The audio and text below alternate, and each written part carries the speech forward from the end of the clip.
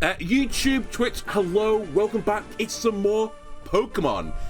We proved the point last time, and actually it ends up being like a bit, you know, why did you bother doing this type of scenario? Because I wanted to prove a point that I could beat each Elite Four member in a vacuum, and part of the reason I wanted to do this is because I wasn't sure if these 6 Pokemon were the 6 I wanted.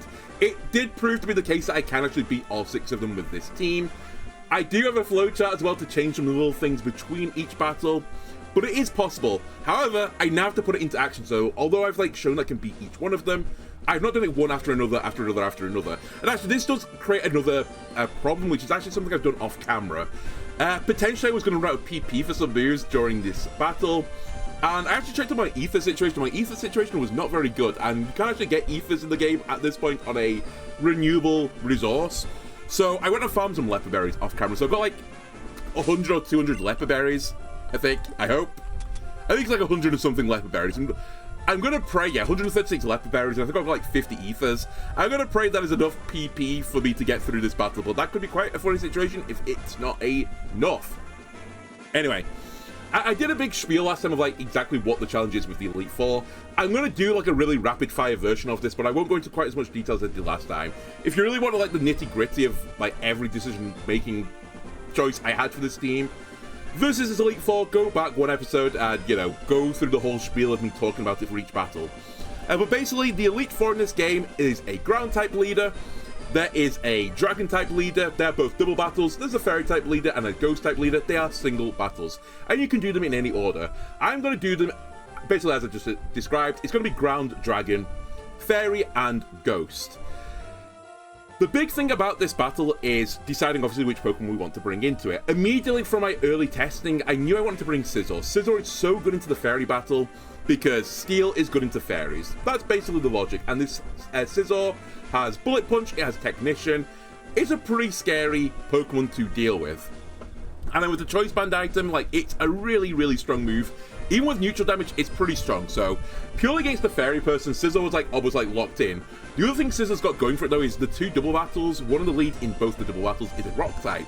And, you know, Steel being super effective into rock as well basically means that Scizor can one-shot or near one-shot both the opposing Pokemons in those 2 battles. So Scizor has got like a really good tempo setter and also is really good at fighting the fairy type gym leader.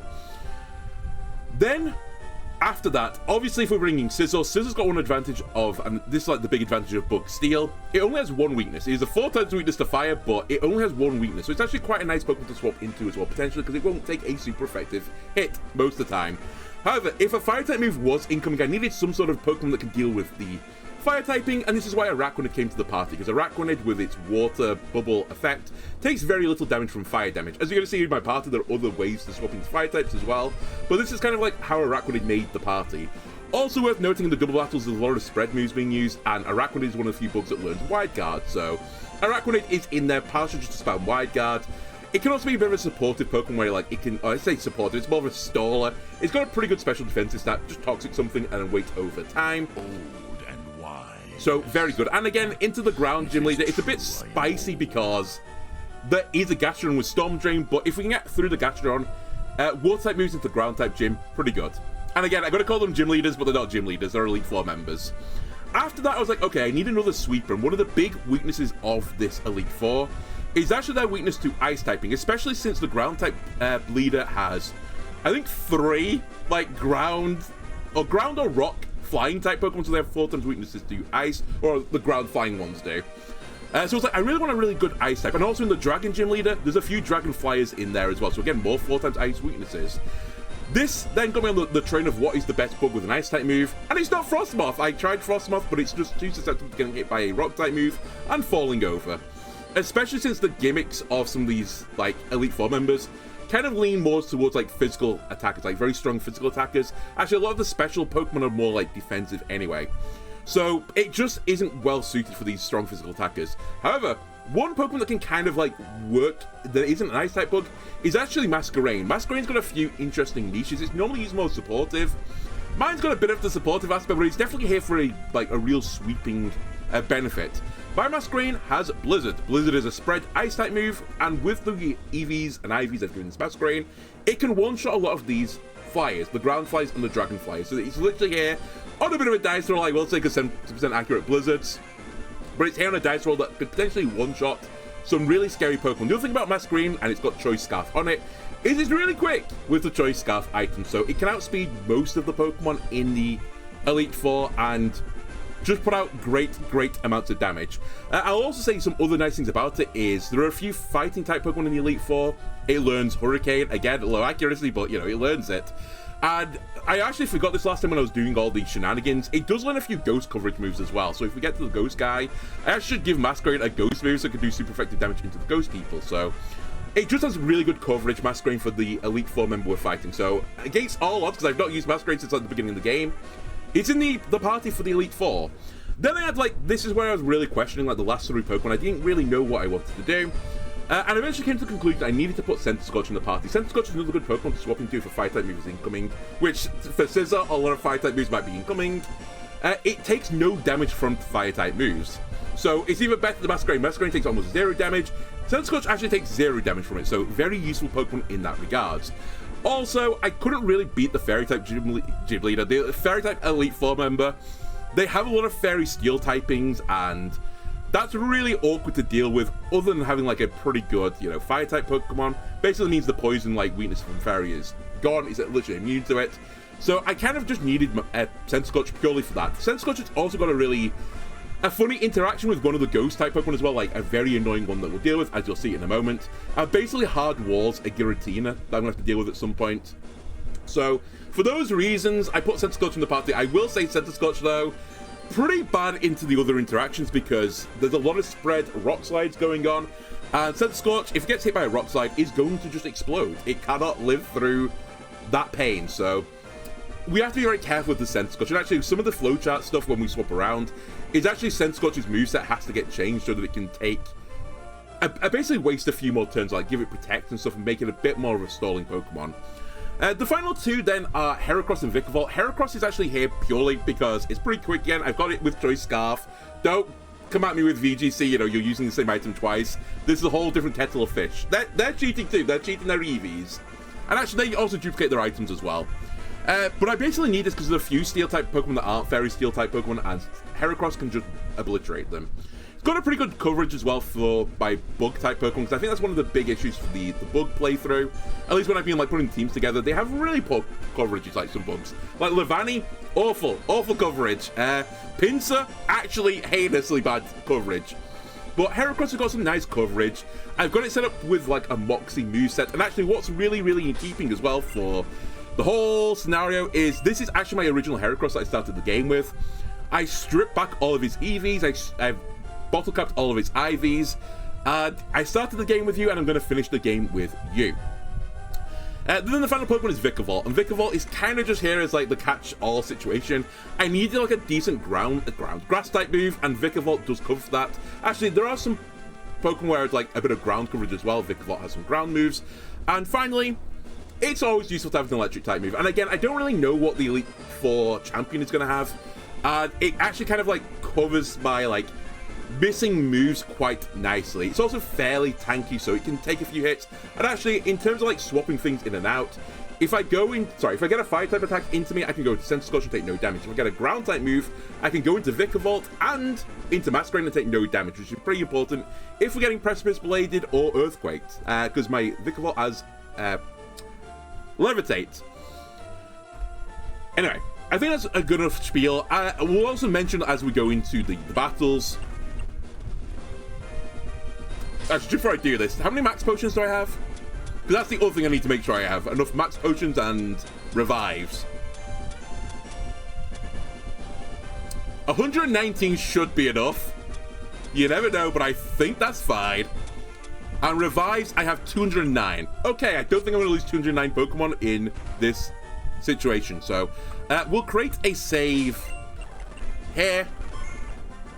And I'll let you know what the ground-type gym leader is. Just to remind you what the ground-type gym leader, and by gym leader I mean Elite Four member, is. So theirs is a double battle. They're going to have a Vicious Sandstorm up. Vicious Sandstorm is the effect of Sandstorm, except that rather than the special defense of only rock types going up, it will also be ground types, and also the Sandstorm does an 8th of your health damage, and it's basically treated like Delta Stream, and I always remember it's called like Scorched Earth or whatever it is. Oh, Desolate Land, is it? The primal weather conditions. Basically, I can't dispel it in any way, shape, or form, so we just have to deal with it. Anyway, I think we're ready for battle. Also, Vang, hello, and thank you for the resubscription. Much appreciated. Okay, so we're going to lead here with Scizor. We're going to lead here with Heracross. Let me get up my Excel spreadsheet. And hopefully this all goes well. As a general hand-wavy thing, again, if you didn't watch the last episode, which, you know, I would like you to watch the last episode, but if you didn't watch it, because, to be fair, this episode's probably going to cover a lot of what the last episode did. In fact, ideally the same thing happens. I think this... basically, I think every battle except for the Dragon one won't be too bad, but the Dragon one is going to be a little bit, like, tetchy. Let's put it that way. It has a lot of variance in it, but this one also has variance when I'm, like, relying on blizzards, like, double-hitting blizzards. It's pretty spooky. Anyway, this is one of the reasons why I brought Scizor. Bullet Punch into Aerodactyl. And by the way, this is going to Mega Evolve. Is a one-shot. With Heracross, I think my line here was to close combat. Also, anyone that's watching this like continuously, I apologize. I was going to come back and do this like a day after I did the practice, so that I was like very fresh with like all the moves and all the predictions that I would have to make versus the AI. Many pup trips have actually happened since then. It's like 5 days later, and I didn't keep that much detailed notes. So we might make a bit of a fool of ourselves for a while, but hopefully it'll be all fine. By the way, this has Focus Session on this Excadrill, so it will take this attack. And just going into like other details on this, the Excadrill has Sand Rush, so it's actually extremely quick, and it's part of the reason why I've tried to use... Oh, I felt like I've been forced to use like Choice Scarf a lot, because this thing is 324 speed, which is horrible. The crit and clearing might actually matter quite a lot.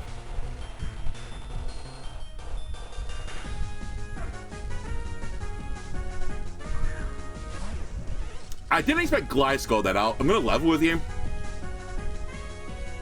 So this Gliscor is Tailwind, so I don't know if it's going to try and set up Tailwind or... I mean, I think normally this type of thing just tries to set up Tailwind. I don't remember my damage counts for this. I also am locked in because I'm Choice Banded on one, Choice Scarf on the other one, so I'm locked into Bullet Punch and Close Combat. I think we Bullet Punch here and maybe swap the Heracross out.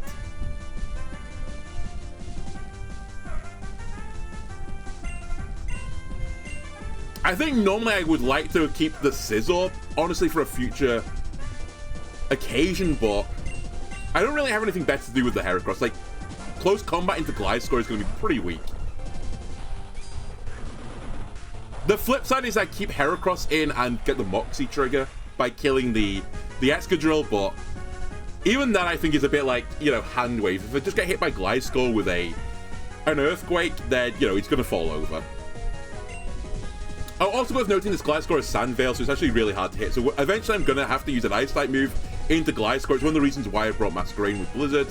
And it's going to be really, really like lottery if I hit it or not. Okay, sets up Tailwind, so I think now Gliscor is faster than any of my Pokemon now, I believe.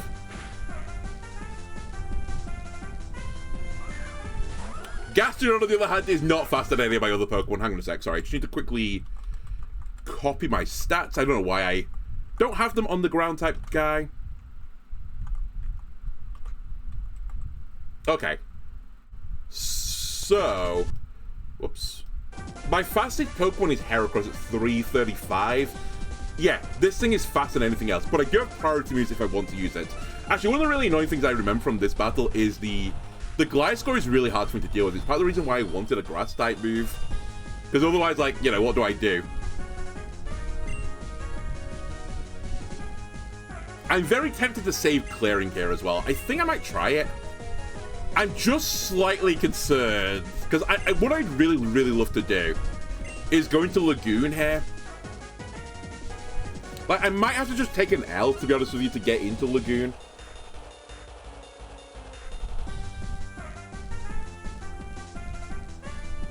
You know what? Actually, let's not go into Lagoon. Let's go into Lightstorm, because Lightstorm has got a Grass-type move to deal with Gastrodon. I'm hoping that we get Earthquake, and then Gastrodon does Earth Power into this slot. in which case I will take no damage here. We can't do liquidation because it is a storm drain. Gastrodon, I'm going to try and get it reflect. I will see what happens. Can we see the big brain spreadsheet? Give me a sec. I'll show you what I've been working with. Actually, also, dual wing beat into Light Storm's not very good here, so I think for multiple reasons, that's actually a reasonable play. And we're slowly burning through Tailwind turns. But yeah, this 1/8 damage Sandstorm is pretty nasty, actually. Okay, let me go to desktop mode for a second, just to show you, like, the working outs. So this is me in desktop right now. This is my Excel spreadsheet of just this battle. These are all the teams and stuff. Here were, like, all my thoughts on some of the Pokemon, like, movesets I could use. Oh, also, I've got this one as well, where I was going through his stats as well. And I have all these stats, potentially, for some of the Pokemon I was using. And if you wanted, like, the full big picture, this is, like, every single battle I've ever done on the bottom. So, the spreadsheet is pretty large at this point. And then I've also got a document in front of me actually telling me, what, vaguely what moves to make, but it is more like transitions between battles. So, for example, I know when I leave this battle, I need to put Protect into my Pokemon, so I've noted down, like, put Protect on Vikavolt, put Protect on Centiskorch, take the Assault Vest off Centiskorch. Anyway, okay, for this turn now, our new line is simple. I think I've got Quick Claw on this thing from what I remember, which is, like, not ideal, but if it procs, then fantastic. Energy Ball will be a one-shot here. And you really have nothing better to do. I guess I Wide Guard, but it's not that useful. It's only... I'd say it's not that useful. Actually, it is useful. No, it's not that useful. It's always going to be Dual Wing Beat here, because it won't Earthquake into a Levitating Pokemon. So I guess we'll just Leech Fang the Gastrodon. Quick Claw is going to proc. That's unbelievably lucky. That's Gastrodon's ass.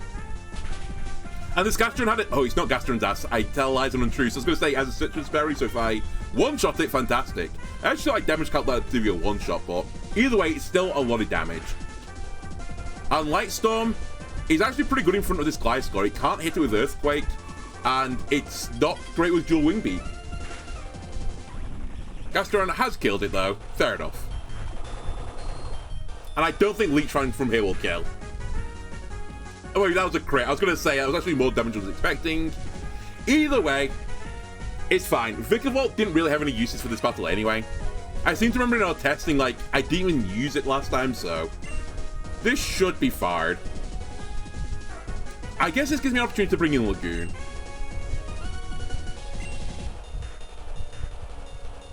Although, there are other things. No, wait, hang on a minute. I shouldn't bring in Lagoon. Wait a sec. There's still Tailwind up, right? Yeah, we're still in Tailwind. I'll bring Sizzle back out and I'll try and kill the Gastrodon this turn. I should be able to kill it this turn, even like very non-effective Bullet Punch.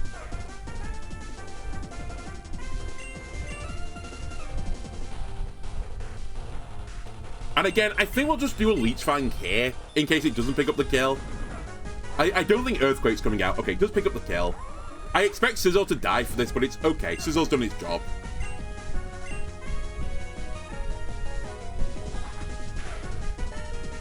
And actually, we want it to die here. If the Tailwind ends this turn, I've not been paying attention. But I think this is the last turn of Tailwind, right? It feels like it should be.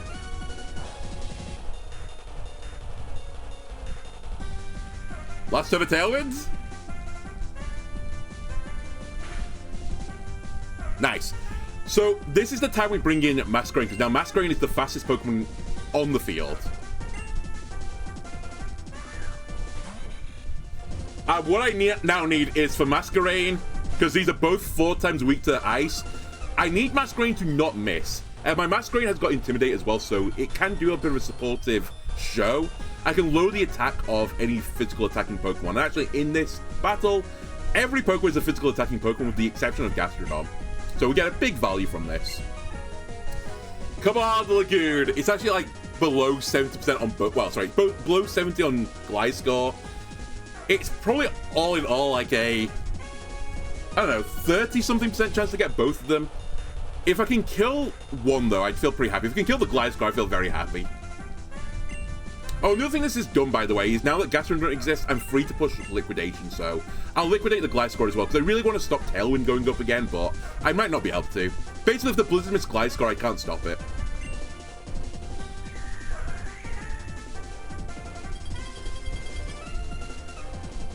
I'm so lucky, I got a double hit. I think that's... Held... Oh yeah, it's got Focus Sash, never mind. I was going to say it held on. It's like, yeah, sorry, dummy. You know it holds on. Either way, Gliscor's dead and this battle should be over. The final Pokemon is Groudon. And I have many answers for Groudon now.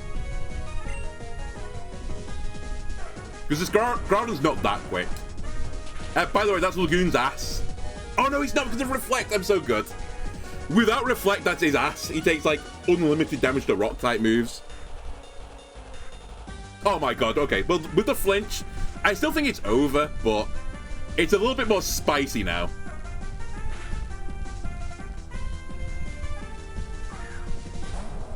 Right, come on, the Lagoon. Honestly, if you hit Groudon with this, please. That's what I want to see here. Just in case we get the miss. Actually, I should wide guard this, I think. Yeah, I should wide guard, because Groudon's got Choice Band, so it's going to lock into something. I suspect it's going to lock into Rock Slide. If it locks into Rock Slide, then I just wide guard with Rakun for the rest of the game, and Groudon can't play the game anymore. Okay, that's fine. I'm okay with this. We want to see Rock Slide from Groudon, not Heat Crash.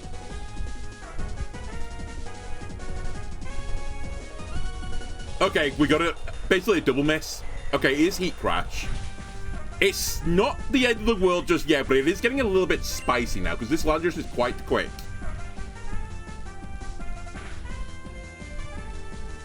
And there goes my Reflect. But that being said, me saving Mountain is going to be the thing that wins me this game, because Mountain is... I'm going to quickly check this. Mountain is quicker than Landorus. It is. So as long as Mountain kills Landorus, Groudon is now locked into a Fire-type move, and I have Center Scorch, so it can't ever kill the Center Scorch. So I'm pretty certain this is guaranteed lethal. And Smart Strike can never miss. So I think the game is actually now just over.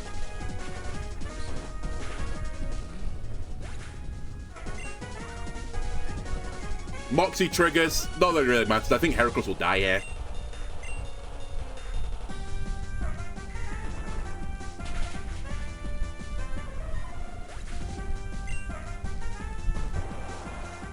Well done, Heracross. Good work.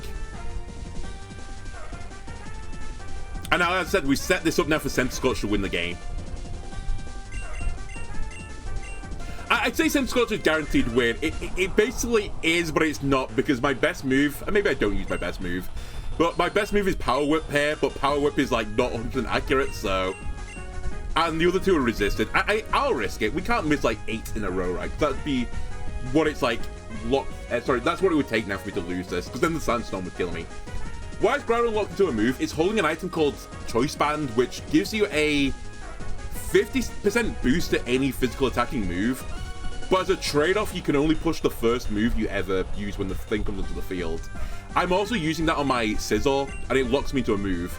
There's then 2 similar items. One's called Choice Specs, which does the same thing but for special moves, and one called Choice Scarf, which I'm using on my Heracross and on my Masquerain, which gives you a 50% increase to your speed stat. But it just locks you into the move. They are very useful items. Except when you get locked into a Fire-type move into a Pokemon that is immune to Fire-type damage. Anyway, we win the first one. Now, I say, you know, I'm going to save Scum between them. I am going to save Scum between them. But if I can just knock them out one after another without losing, that would be so, so nice. Anyway, we're going to go over here. We're going to remember to use the old revives. We're going to save the game again.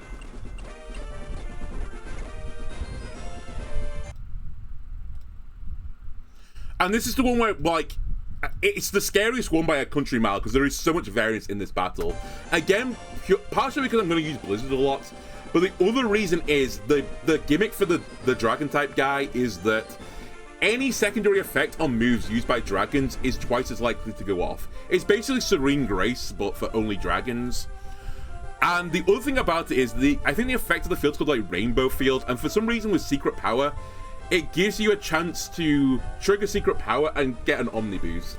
I don't know what move it's simulating, but it's disgusting. I swear it's like 6% chance to get an Omni Boost. If we get really unlucky with the Omni Boost, we just lose. And there's also a period where I have to like wait through a Tailwind, like stall the Tailwind out, and it will require me to make a prediction. If I get the prediction wrong, then sad times. Do I get a heal? Nope, I have to do that myself, which is why off camera I found a few healing items. The bigger issue actually from the healing stuff is actually the PP. I don't mind the max potions, like we have a shit ton of these, and I've got enough money that I could just go and buy many max potions. But PP increasing stuff, that's a whole different kettle of fish. Alright, other things I need to do for this battle, and I don't know why I saved it so soon, because I'm going to have to save it again in a second. I need to change my moveset, so Vikavolt needs to get Protect now. And this is to do with stalling out Tailwind. So Vikavolt is going to learn Protect. And it's going to lose Energy Ball, which has very little use in this battle. And then you're going to learn Protect as well. And you forget Leech Fang for this. These are two moves, by the way, I can put back onto these Pokemon again because they are TMs. Which is part of the reason why I decided to do this. Also, while I'm here, I need to get a Cobra Berry, which means I take less damage from flying type moves. I need to put that on you, because you're holding an Assault Vest right now, and that won't work with Protect on you, because Assault Vest only works when you have only damaging moves. I'll use this opportunity as well. I should have done this before I actually ran into it, just so you know everything. Choice Band is on my Heracross. It's adamant as well, because I don't really need the full speed. Because I'm basically going to push Bullet Punch, because Technician boosts weaker moves, and Bullet Punch is a 60 base power move, which is the threshold for Technician. It's a stab steel type move, and it's a priority move. It's like the whole kit and caboodle, so I'm almost always going to push Bullet Punch. But we have some other moves, including U-Turn, by the way. It's a very useful move when your choice locked into a move. If you want to swap out, you can start with U-Turn. You U-Turn, get the boost from the choice item, and then you swap back out on that turn because of the effect of U-Turn. So that's why that's here. I would use Dual Wing Beat on my Sizzle, but I don't actually have access to it at this point, so I've put a Wing Attack on it. It's not a great choice. I might push it once in the entire time. You'll never know, but probably not. This is my Heracross. My Heracross will probably change stuff over the course of this. I think I wrote it down somewhere. Yeah, it'll learn Earthquake at one point of this. It's really here because of very strong fighting move, very strong attack stat, and pretty decent coverage. Like, again, it learns a grass move, learns a steel move as well, which actually I'm going to take off when I go to the fairy type guy, funnily enough, because I actually prefer its ground type move for it. And a dark type move, pretty good for the ghosties. Actually, one of the reasons I did pick this is because of the ghost guy, because there's no dark bug in this game. And there is a bug ghost in the game, but I don't have it yet, and it would be really turbo poo. This thing is Moxie. I think this is Jolly as well, so the Choice Scarf gives it the maximum speed stat boost. Lagoon has Intimidate. This is currently the moveset. I will at some point probably teach it Shadow Ball for the ghost guys, but really it's here to block Blizzard the Dragons and Hurricane the fighting types. And again, it has that U-turn tech as well because this is Choice locked into Choice Scarf with a very good speed stat. Ocean, Water Bubble, reduced damage from fire type moves, very good special defense, very like wally tanky Pokemon, sets up Reflect, does Wide Guard into any like duplicated spread moves, and then other than that has Water type move. That's basically what you're here for. You again stall things out. You're fairly tanky. You've got Levitate, so you're immune to ground type moves. You've also got a really high special attack stat. Do I think Quick Claw is the best item? No, but I'm giving you a Quick Claw because it's funny.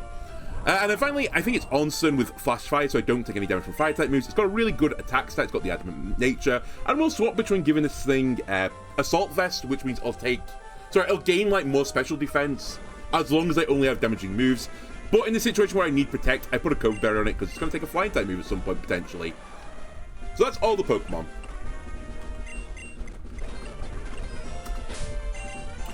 One final thing before I just do the saves. What are we in PP right now? Bullet Punch, 27, that's fine.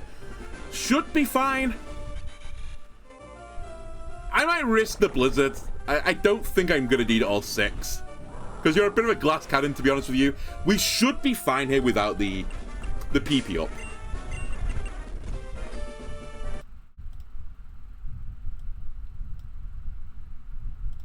Okay. Also, very conveniently, the lead for this battle is the same as the previous one.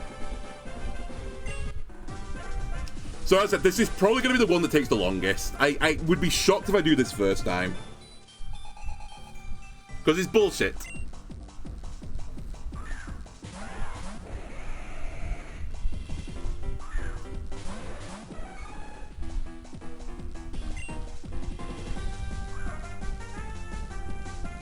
Pressure also very annoying for like PP stuff, but that should be okay. Anyway, Bullet Punch has got a 50-50 chance to kill Tyrantrum, sorry. Depending on what happens with the Omni Boost from Dialga, it can either be a positive or a negative. We're going to send both attacks into the Tyrantrum, because on the off chance I don't get the kill here, I will get the Moxie boost on Heracross, because Heracross is going to go after Sizzle, because Sizzle's using priority move. If it gets the one shot, then the close combat goes into Dialga, and we'll never pick up a kill unless I crit.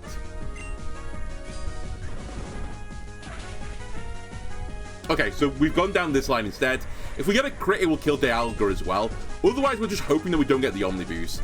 Also, weirdly, I think I found when Sizzle was on the left, Dialga's more likely to hit the Sizzle than the Heracross. I would prefer to hit the Sizzle here.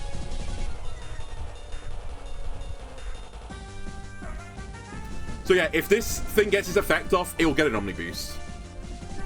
Okay, gets the Omni Boost. It's not the end of the world, actually. It's more scary, this Omni Boost, when you get the Moxie boost on the Heracross by finishing off the Tyrantrum. In this situation, regardless obviously of the Omni Boost, it's always going to die this turn. And then this is the real scary Pokemon of all the Pokemon. This Dragonite has multi-scale, so it's basically impossible to one-shot this thing from full health, which is why I'm going to Bullet Punch it to lower it off full health. Because multi-scale means a Pokemon takes half damage while they're at full health. This thing has Tailwind though, and there are some really, really scary dragons with scary fly-type moves. And I need to basically be in front speed-wise. Because I won't be able to be after this turn, I'm going to have to stall like 4 turns out. That's going to be the scary thing. Fortunately, it's going to Tailwind on this turn, the same turn that Dialga's going to die. So one of the 4 Tailwind turns is going to be like a wash, basically. And the rest of this battle is going to be dictated by what comes in now. Because they can swap into multiple things. It'll either go to Mega Salamence, where a Heat Wave will come out and I will have to swap to my fire-resisting bugs, basically. It can go to Kurium Black, which is pretty spicy because it's a very tanky Pokemon, and I kind of struggle to deal with it. And it can go to Komodo, which is, again, a very good Pokemon for spread moves. So yeah, there's Tailwind. Every dragon now is by far quicker than my bugs. Except Sizzle has got a priority move. It is Q-Rem, which is not ideal, to be honest with the game.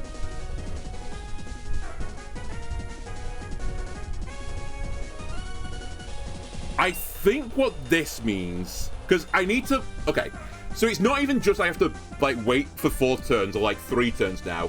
I also, on that turn, need one of my Pokemon to die so I can swap in Masquerain, and a Masquerain has to hit the Blizzard and Dragonite. If it doesn't, I lose.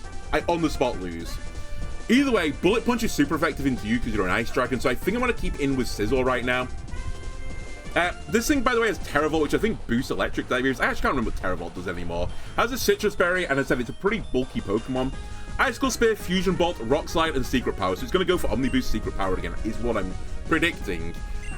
Heracross, it's kind of weird, right? I kind of want to just keep the Heracross in, but it's got 2 close combat drops for its defensive stat now. And it's going to be slower than Kyurem, so I think it's going to get one-shot by Kyurem. So I think even though I've got Moxie going right now, because it's too slow, I'm actually going to swap it out. And I guess the Pokemon I'm going to go into right now... I guess I'm going to Light Storm to try and stall a bit of time out. One other thing I need to mention for this battle is Komo is going to spam its Clanging Scales, and also its Komomium Z, which means it does Clangorous Soul Blaze, whatever it's called, the Z move. And it's a spread move, which is, like, really scary. Like, it's going to do a shit ton of damage. So I need Araquanid with Wide Guard just to mitigate the damage. That's great. Dueling Beat is the dream. I also forgot, Dragonite's got Fire Punch. He could have Fire Punched my Sizzle. I basically was accepting the Sizzle would die this turn. But Sizzle's not dying this turn anymore, and Kyurem's going to die. So I will take this trade. The Omni Boost, I don't... the Omni Boost might matter, though. We'll see. Again, this is like pretty poor luck so far. They've got 2 Omni Boosts, which is obviously frightening. You're going to just protect, by the way. Again, I just want to stall this turn out. And we're at 2 turns left now. It didn't quite pick up the kill. If Sizzle goes down here, things get a little bit scary. Okay, Sizzle's dead this turn. It's not over, this battle, by any stretch of the imagination, but had it not got the Omni boost and Kurum died, like, things are looking better. Now I need to go into Onsen. Onsen is only here to stall turns out as well. He's not very good in this battle, to be completely honest with you. So he's going to protect this turn, so I make sure I live through my last Tailwind turn. I'd absolutely love it if you can get your Quick Claw boost this turn, because if you do, you're dead. I can't remember. I'm just going to quickly check something. Is Flash Cannon 100% accurate? Flash Cannon. It is 100% accurate.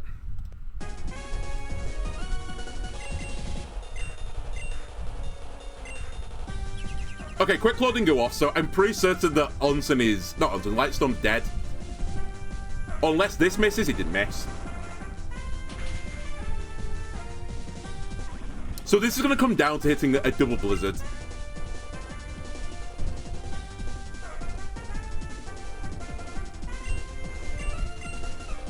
And actually, it's going to be more than a double Blizzard, because I need to hit Dragonite. Like, there's no question that Dragonite has to get hit by this. But actually, if Kurum then hits Lagoon with the Rock Slide, it's basically over as well.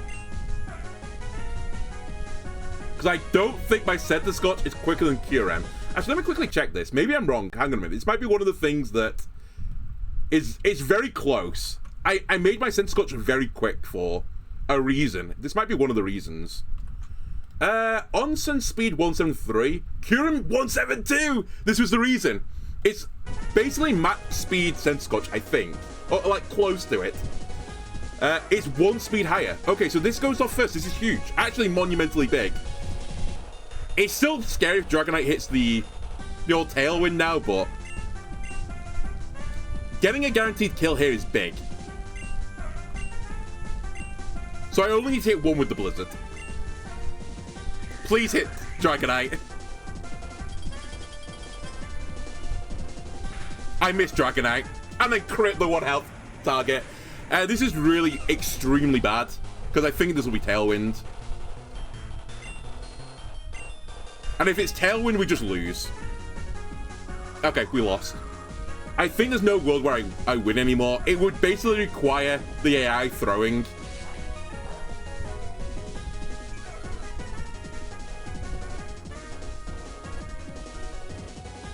Yeah, because I can't deal with this anymore. Mega Salamence has the... Well, it's going to Mega Evolve. It has the move Aerolate, which turns every normal type move into a flying type move. And it's going to use Secret Power as a flying type move. And it's going to just obliterate my Lagoon.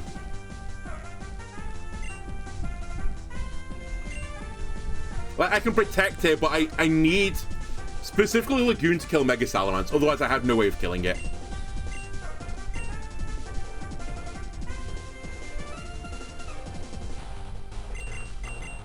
I'll try and win it, but I think it's over because I just don't have enough juice. Maybe we'll get hit multiple turns to protect, but even then, I don't think it would help. And if this guy hits like 1 Omni Boost, then he doesn't one-shot anymore, the Blizzard.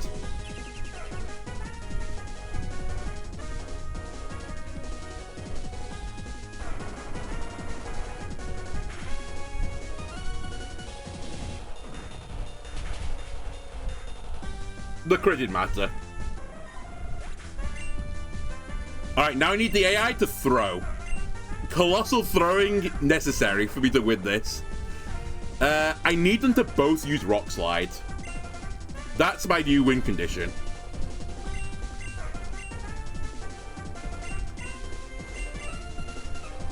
Because Wide Guard will give me a double protect this turn. They didn't fall for the bait. Ow. Come on, one of you fall for the bait. Yeah, 1 fell for the bait. Okay. This is still really bad, by the way, because I kind of need a Rakwadit to ideally deal with the old Clangorous... What's his name? But... It's like minor hope.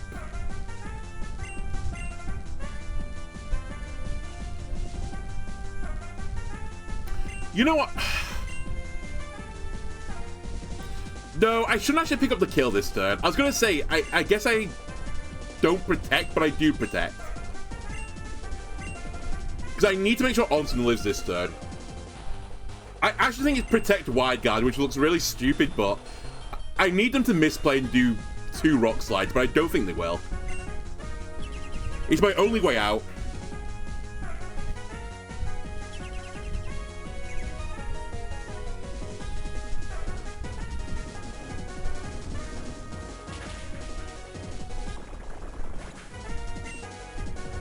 They missed the Omni Boost twice. There goes the Tailwind. Okay. If Lagoon can hit Blizzard after Blizzard, there is a small chance. I say small because I don't think Komodo gets one-shot by Blizzard, so... I still think I'm going to lose to Komodo because I think it'll one-shot both my Pokemon. That is my current theory. Realistically, your move doesn't matter. No offense. I need a double hit on the Blizzard. Okay, we lose. I guess actually I should have hit the Dragonite, but missing the Salamence was all that mattered there. Because I needed to kill it. Because Salamence will now kill Lagoon. It will not let this thing live on the field. Yeah. Both my Pokemon are 4 times weak to Rock-type moves, so goodbye. And then Onsen can't kill the last Pokemon. Alright, we'll reload there. The dream of one-shotting everyone is over, but... As I said, that's actually not a bad showing. It's so much variance, which, to be fair, I introduced a lot of it. The alternate option if it's don't use Blizzard is to use Ice Beam, which is 100% accurate, but Ice Beam doesn't pick up a kill. And it isn't a spread move either, so it's really like... It's just really awkward, and to set up Hail would just be like extremely awkward as well with the bug Pokemon I've got. And actually, it wouldn't actually work in the ground-type battle, so it basically comes down to like hitting the 50-50 of hitting 2 Pokemon with a Blizzard. Which, considering how hard this is, I'm kind of like okay with. Okay, the crit actually may have mattered. But we're going down the line this time where Dialga, if it gets Omni Boost, doesn't matter anymore.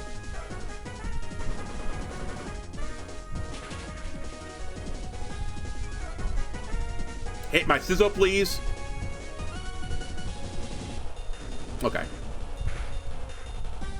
It gets the Omni Boost. It shouldn't matter. Although I say this, I'm pretty certain I've calced that Heracross is quicker than Dialga. In fact, we saw it before. Heracross is faster than Dialga with a +1 speed. I don't think it is versus +2 speed. So again, you have to kill Dialga relatively quickly. Otherwise, it can just snowball out of control. Again, I'm ruining multiscale here. Kill the Dialga so it doesn't get 2 Omni Boosts, because I think after 2 Omni Boosts, I'm like actually in a world of hurt. Get another Moxie. Dragonite, can you misplay, please? And dual wing beat my Scizor. I don't know why you would do that, but it'd be greatly appreciated. Alright, leave Tailwinded.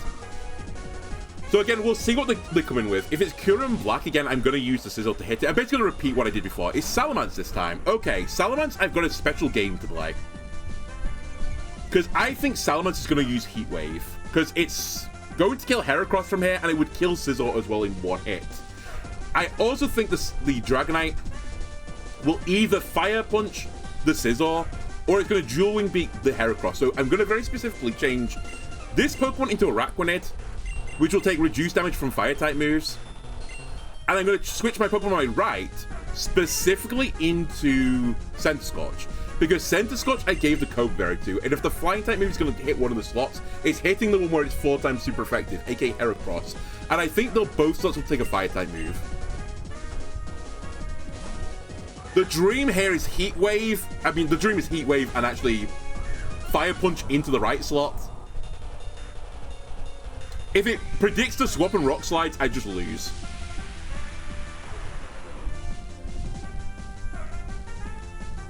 Perfect. So, Centiskorch is immune to this, and Araquanid takes like nothing. It takes reduced fire damage and is very specially bulky, so LOL. Dragonite predicted the swap and did Rock Slide. That's pretty brutal because Onsen is going to instantly die. I don't think that's quite game just yet, but it's like close to it. I lose one of my Pokemon to do Protect. We now have Vikavolt. That's going to get me one turn of Protect at the very least. I'm going to try and Reflect here, just to maybe give me a chance of going down a different line. I could Wide Guard, but I don't think it's going to matter this time. I could be wrong. Yeah. And I got the Omni Boost. Okay, I'm just going to reset now. This is not winnable anymore. Well, it's basically not winnable. With 2 turns to still, like, stall out, I'd have to trade out a Pokemon that I might need to kill Komodo. And basically, I've lost one of my Pokemon I needed to kill Komodo.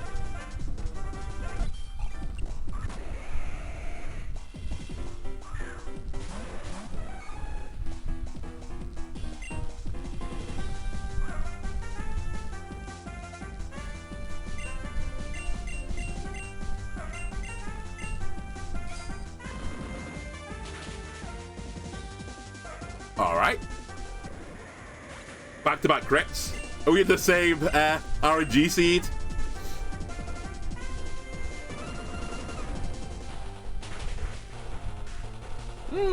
Maybe. That was a very similar damage roll.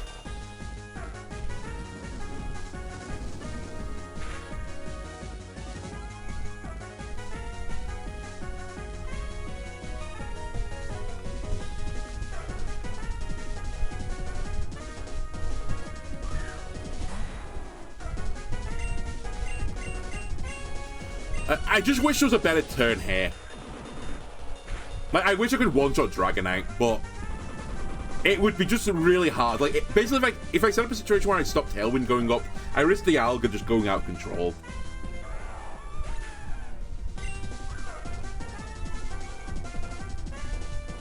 And by the way, this Tyrantrum that I just one-shot, because you don't really ever get to see it, it's Choice Scarfed. It's extremely quick, so that's one of the reasons why I'm using a priority move to kill it. Fully, my Heracross is quicker, but not by a lot.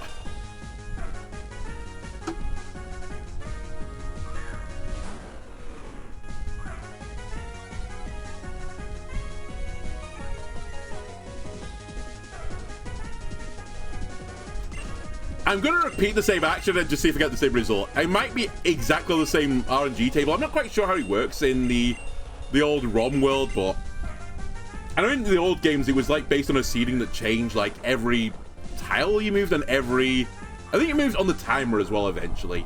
I don't know if they've got it set to that. If it's identical things happen here, I'll just run around a bit in a circle and that'll change the table.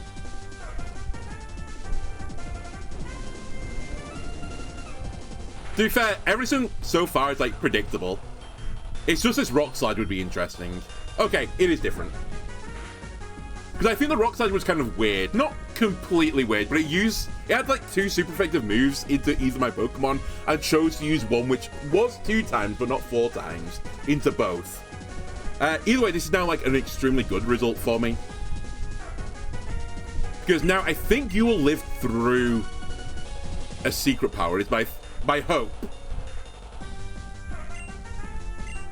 And you can protect.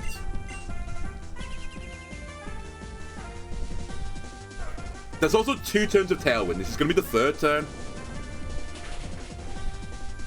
You don't live through that, it turns out. My bad. Thought you did. I'm actually shocked that you don't.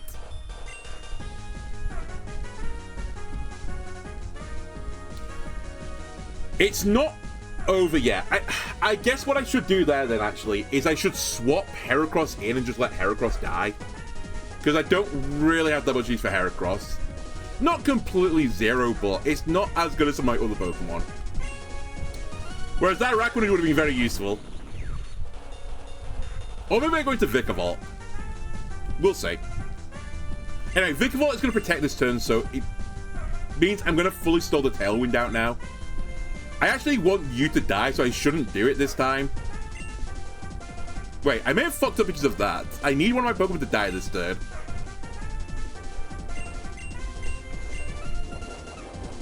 Alright, I've Quick Claw protected. The best use of Quick Claw. On a very good priority move. Okay, we're fine. Good. I was only worried that Dragonite might have dual wing beated my guy, in which case he would have lived through that. Okay, we're back to playing the roulette. Lagoon, I need you to hit 2 blizzards. If you hit 2 blizzards, we are good. If you miss the Dragonite, we lose. This is also why I've got Thunder. It gives me like an alternate line. It's not perfect alternate line, but if we Quick Claw Thunder from here, I think the Dragonite might perish. I'm actually not sure on that. I'm going to live in hope that this also kills. Come on, Quick Claw Thunder.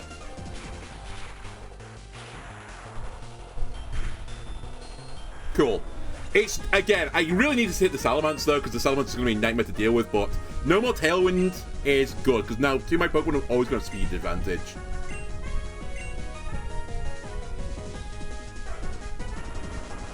Did I miss the Blizzard? I was just, like, not paying attention. I think I did, because I didn't go off next. Well, that's going to be a bit of a problem for me.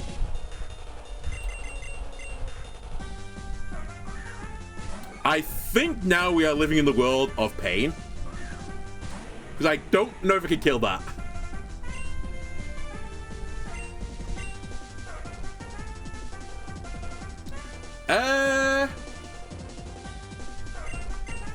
I need Quick Claw Air Slash to go off here. And you're not locked into a move yet. Oh god, they're all bad. Nothing's good here for you, Heracross.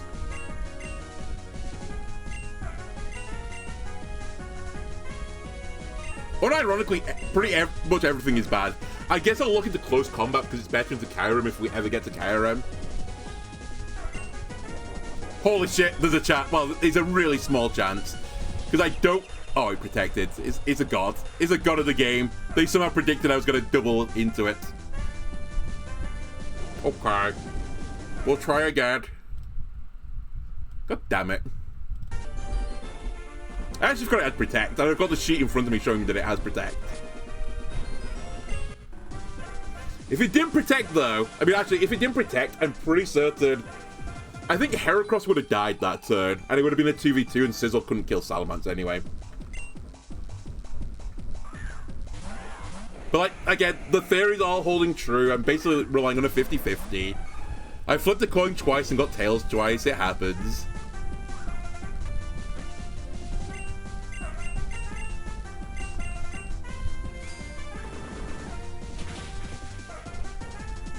Alright, didn't crit this time. We're in a different seed.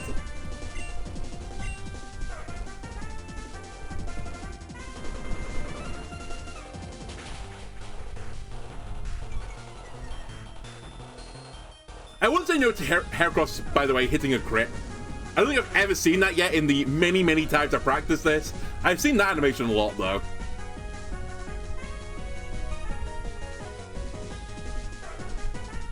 Alright, welcome back, Dragonite. I know your deal. I bullet punch you, I close combat him. I'm up 2 Pokemon, I'm going to lose the game from here by odds, because I can't deal with Mega Salamence.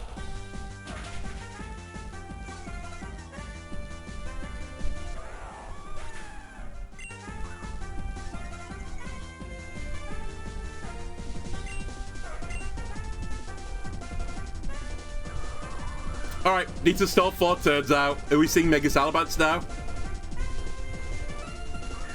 Yeah, okay. Okay.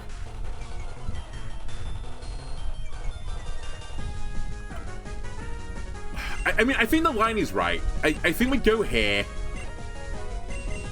We go here. We pray for the good fortune. I think next time I will actually swap Araquanid in. Araquanid out. I let Heracross die instead.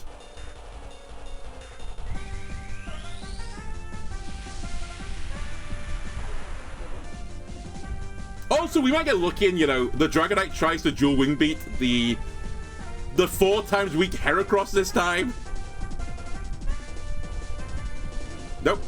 It's not a bad option, though. It's still okay. The crit is a little bit maddening, but I've seen worse things happen. Okay. The other line I can actually take is I can go into Sizzle here instead. Which is like the really, really spicy line. Because I would like my Sizzle later, but it's not actually essential.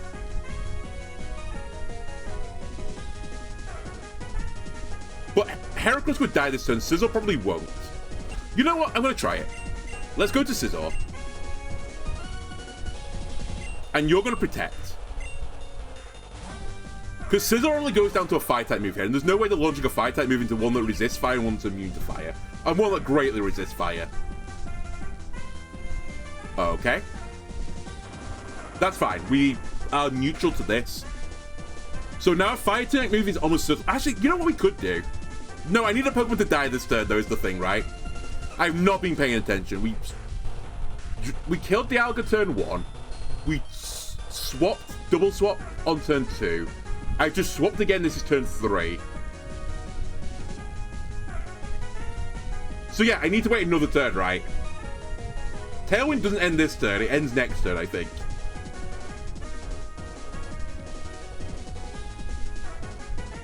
Yeah, I think I'm right. If I'm not, I'm going to be a little bit upsetty spaghetti. But I'm pretty certain I'm right. I need to, like, actually, like, lock back in here.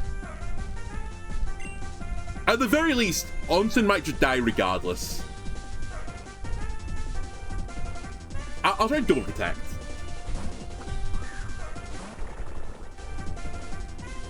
Oh my god, I got the double protect. I'm stunned you did that into Scizor. Okay, whatever. We lost the Pokemon. Not ideal if this is not the end of Tailwind, but... Okay, it was the end of Tailwind, I'm stupid. How did I lose a turn there? I don't know. Either way, we're back into the game of, can you hit a double Blizzard, please?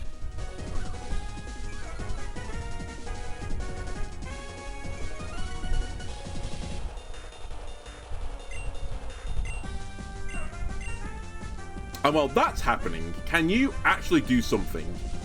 Salamence is quicker than you. I assume Rock Slide is coming in, so probably no is the answer, but... I guess I'll risk it.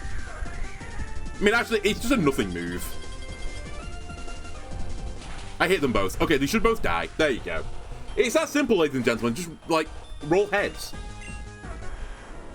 It's not quite over yet either. It hopefully would be, but the Kamo is going to be a bit of a problem. I now have to beat Kamo and Curium Black, and I can't deal with the spread move particularly well. That being said, I should be the fastest Pokemon on the field now with Masquerain.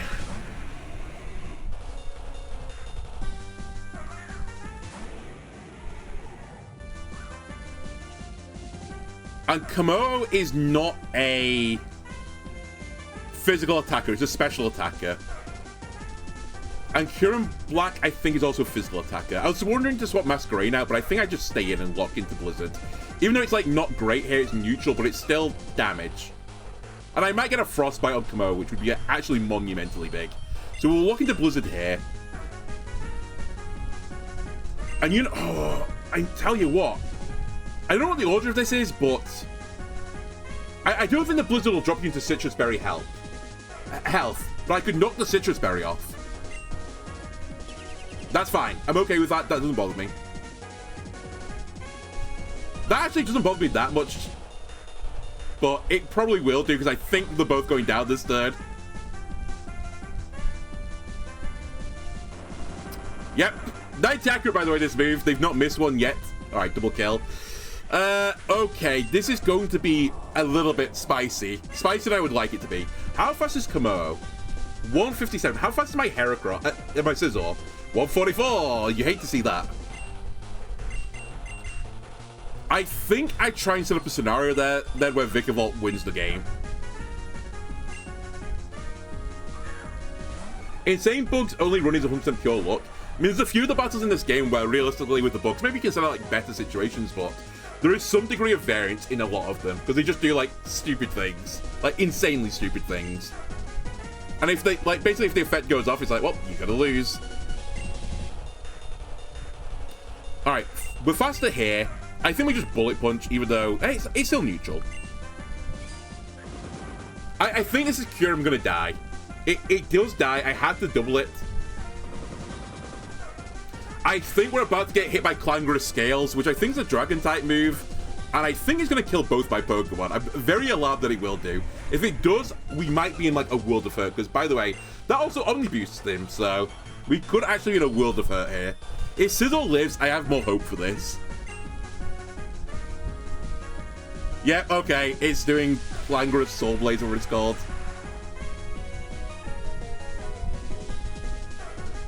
I think it's 170 base power, by the way. It might be even higher. And it gives him an Omni boost. This is why I needed Wide Guard, and not to let my Araquanid die. Okay, Sizzle takes it. That's actually big. My only now regret is that... And I nearly did this. If I'd locked Sizzle into Wing Attack, it would kill Komodo, but I think it will die before it gets all the stuff off, so... I don't know. There was, like, no good world here. Without Araquanid, the world was, like, bleak. My best world now is that we get Quick Claw on Lightstorm. We hit Air Slash and get the flinch, which I think is, like, 30% chance of a flinch on this. It's like a 10% roll, because this won't kill. And it's going to spam Clanging Scales now. We didn't get the Quick Claw. How much does this do? Because... Okay, never mind. I was going to say, does Lightstorm live through this? Because it's got a pretty good special defensive stat, but not good enough. We're getting closer, though. How is that move balanced? So, it's a Z move, which is the gimmick from Sun and Moon. I just wrote over my state. I'm so stupid. Fortunately, that's why I create 2 save states. So, it's balanced because you need to use a Z crystal, and you can only use it once per game.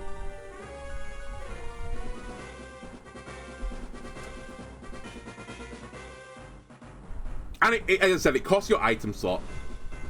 When you really think about it, if you use a 120 base power move with, like, choice items, you boost the power of 50%, which is taking that from 120 to 180. So, you know, it's got a necessary drawback to it. But yeah, it's really nasty in this situation. Okay, so this kind of was my fault for... What was it my fault for? I guess letting the Araquanid die too easily.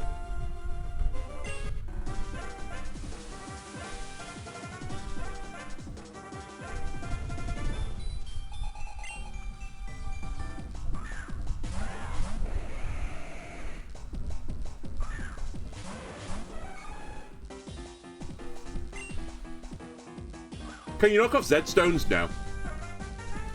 I don't think you knock off Z-Stones or Mega Stones. There's probably some other things. There's some other battle transformation items that certain Pokemon have got. And you're not allowed to knock any of those off. But you do additional damage when trying to knock off an item on a Pokemon. And that still goes through, but the item doesn't fall off.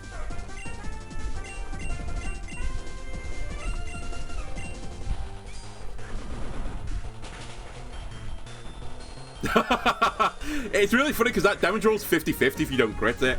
And so far I've not got the kill. But when I think we were trying to test this the other day, I kept leaving it on 1 health.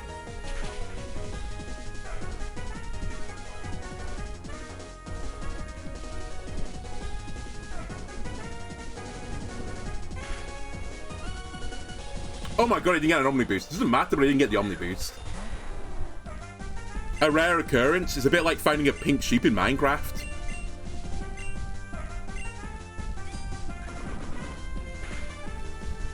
Okay, this is turn 1 of Tailwind coming up.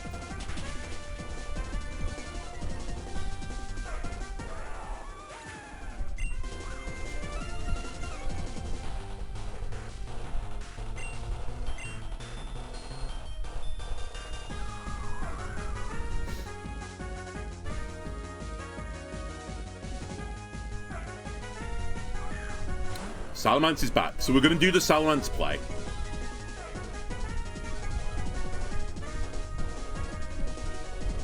So you're going to go to Araquanid. You're going to go to Centiskorch. And you're going to Heat Wave and Fire Punch. Ideally, you're going to Fire Punch the right slot. Not that you never do it, but maybe. Maybe they'll do it for fun. What I do want to see is Dragonite Rock Slide. Or Mega Salamence Rock Slide. They would both be mega bad. Fine. Perfect. You love to see it.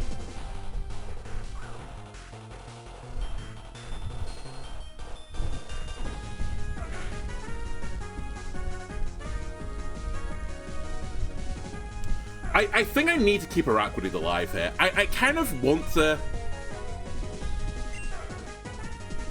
You know what? I know what we do. Let's go to you now to stall out some turns. And I'm just going to protect here and hope it's not double rock slide.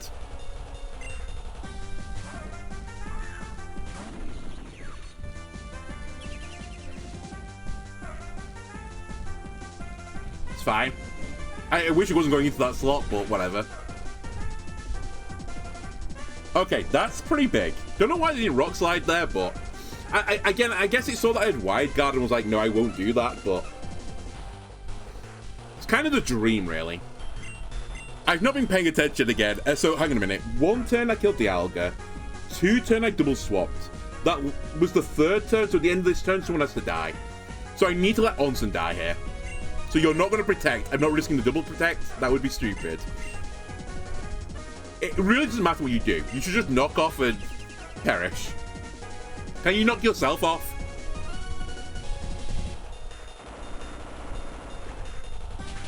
Alright, rare occurrence. It was actually good that we got killed there.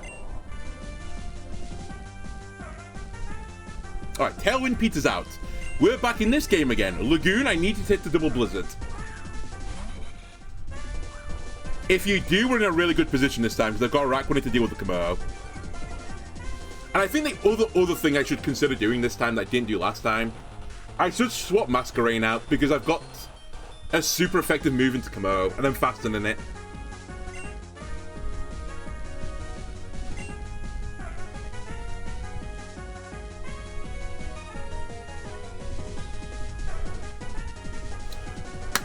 You know what I also should do?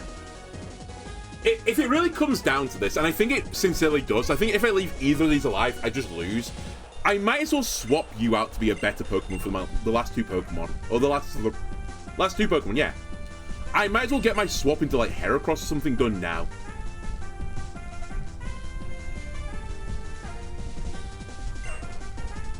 Yeah. Yeah, this is right. That actually might be the thing that changed it, because I wasted a move last time on this turn.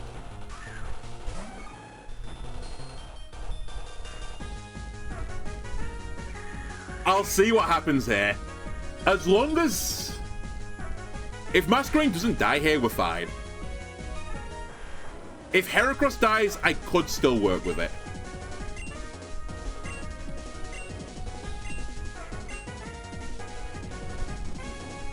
I don't think he lives this.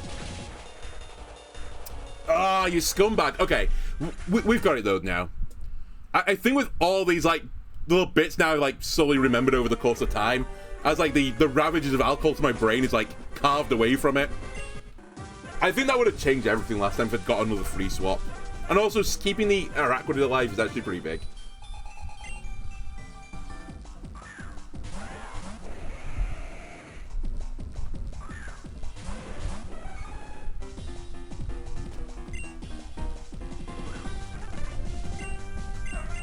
So Bullet Punch, close combat.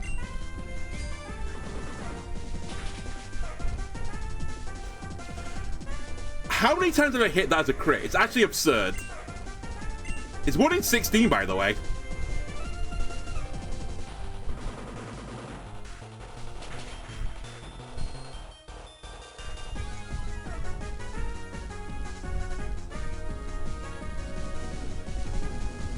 Okay, hit a good Pokemon as well. I'll take that.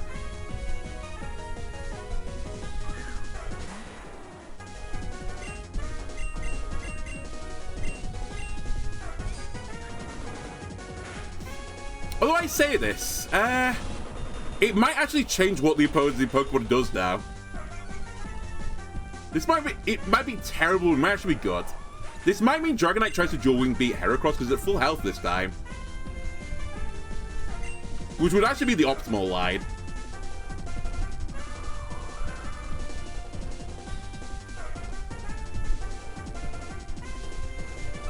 It does change it. They go to Kyurem instead. Kyurem and Dragonite are both fast for me. Heracross is going to die this turn if I leave it in. But I think we can take this time. I feel pretty happy about it. You have to swap because Dragonite... I'm just going to quickly check. Yeah, Dragonite goes to 424 speed. 28 speed, sorry, which is too fast. And Kyurem goes to 344, which is faster than my Heracross. Okay, so you have to swap out. I'm going to assume Dual Wing Beat is coming into this slot. So I've got a choice of either going to Onsen, which is a berry to resist it, or Light Storm. I'm actually going to go into Light Storm first. Yeah, we'll go into Light Storm because Kyurem Black doesn't have a Fire-type move. And I might have to swap into Onsen at some point to deal with a Fire-type move.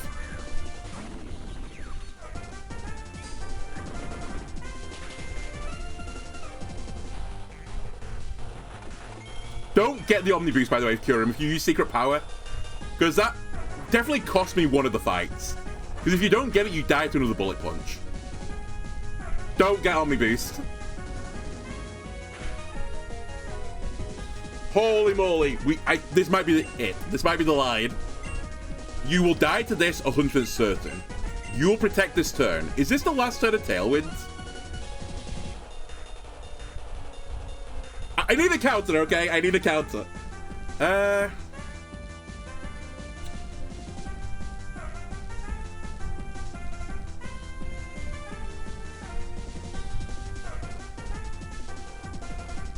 It is, right?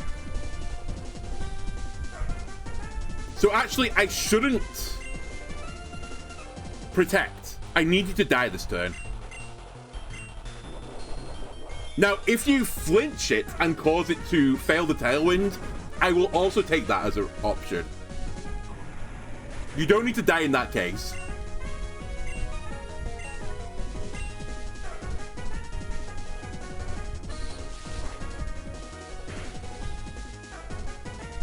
Okay. This... actually, I should have... Well, I was going to say I should have thundered there. I definitely should have thundered.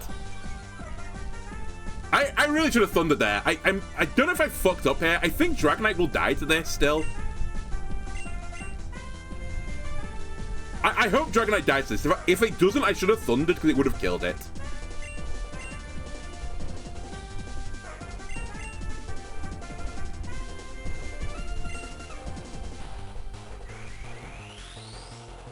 Quick Claw hasn't gone off this time, by the way, so if Bullet Punch doesn't kill this Dragonite, I've actually, like, thrown. I've thrown.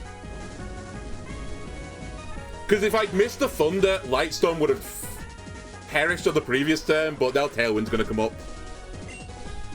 I'm not even going to look at it. Did he do it? No, you use Rock Slide. Hang on a minute. We're so back. Oh, they were still in Tailwind. I can't count. Even better. Nice. I love not being able to count. It's so good. What I need to be a touch careful of this time is that Onsen kind of has no value anymore. There's legitimately no use for it.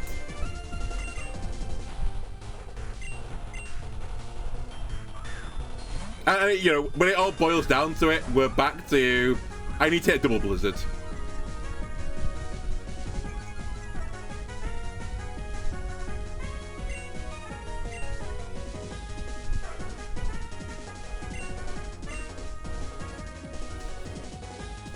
And I need to decide what move I'm going to lock into here. I think it has to be close combat.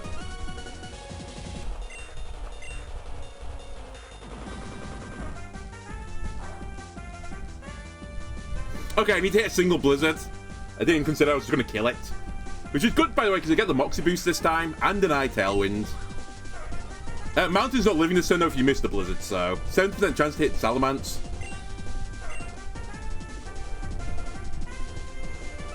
Why you like this game? Hit Heracross. Why are you so smart as well? Why do you recognize that Lagoon is my win condition? Alright, we lose.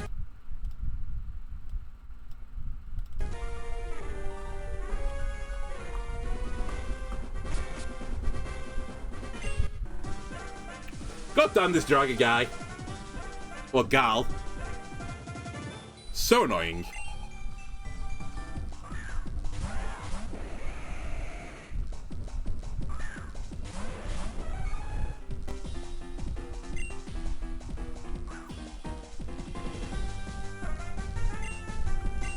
Bullet Punch. Close combat. We know the drill. 50-50, by the way, that roll. I've still not missed it today. I mean, everything else doesn't matter now. If he gets the Omni Boost, it doesn't really care. It hits my Heracross. That does mean that Salamence will come in this time, I think. I think I'm beginning to see what it's like thinking now, the AI. I'm beginning to see the old green text.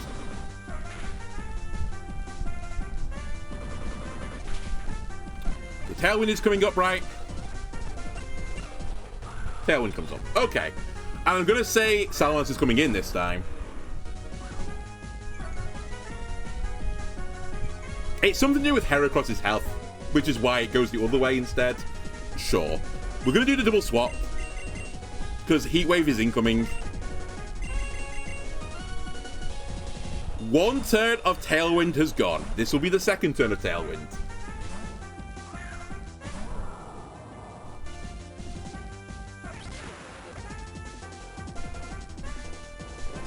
Perfect.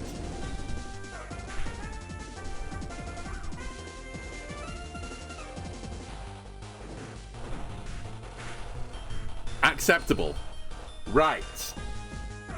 Araquanid needs to live. So we're going to make a swap. You're going to protect. This will be the third turn of Tailwind.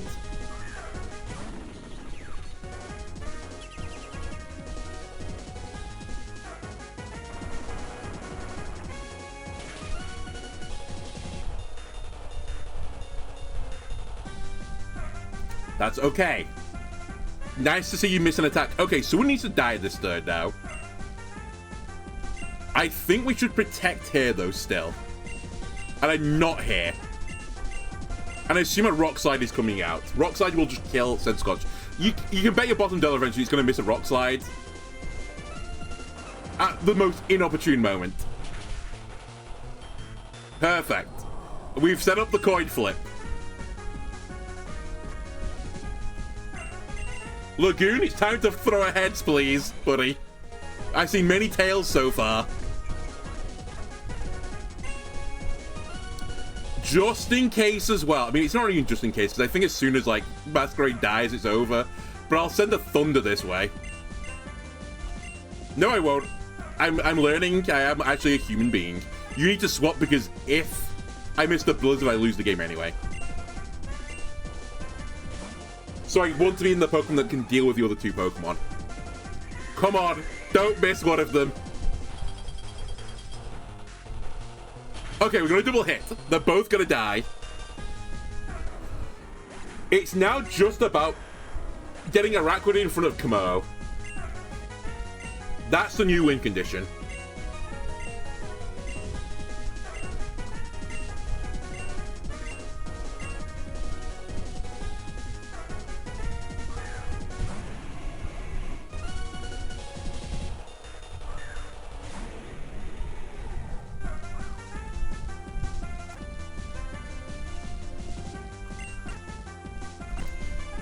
I think the line here, by the way, is we close combat Curem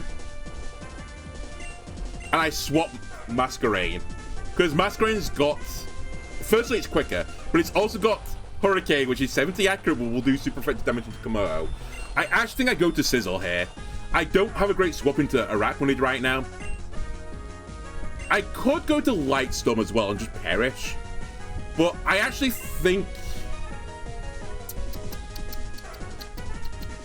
I think Sizzle lives through this turn regardless, and Sizzle would give me a priority move for the next turn. And it might set up a situation where it can kill guaranteed Curem. And I'll just have to kill Komodo with a Omni Boost.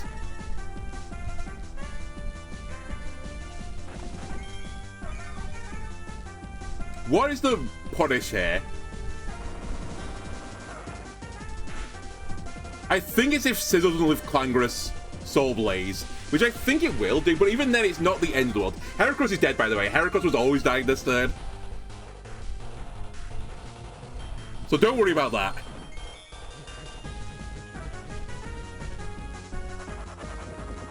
By the way, you think this is bullshit? Wait till you see Geomancy on Xerneas.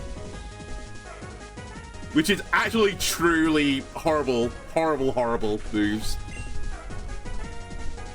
Okay, we got the dream. Now what we're gonna do is bully Komodo, kind of. Oh, by the way, Wide Guard wouldn't have fully blocked that move. Z moves can't be blocked by Protect or Wide Guard completely. It does reduce it by 75%, but either way, we're gonna spam Wide Guard because Komodo, it has got other moves, but they're not very good into Scizor, and I'm actually not sure it would kill, even with a +1 boost from here. But either way, all our Aquanid's gonna do is gonna spam that move. We're gonna Bullet Punch Kyurem, which I didn't get the Omni Boost, I wasn't paying attention. If it hasn't got the Omni Boost, it will die to this. I really should have been paying attention there. Okay, either it didn't or like it didn't quite heal enough from the Citrus Berry to live through that turn.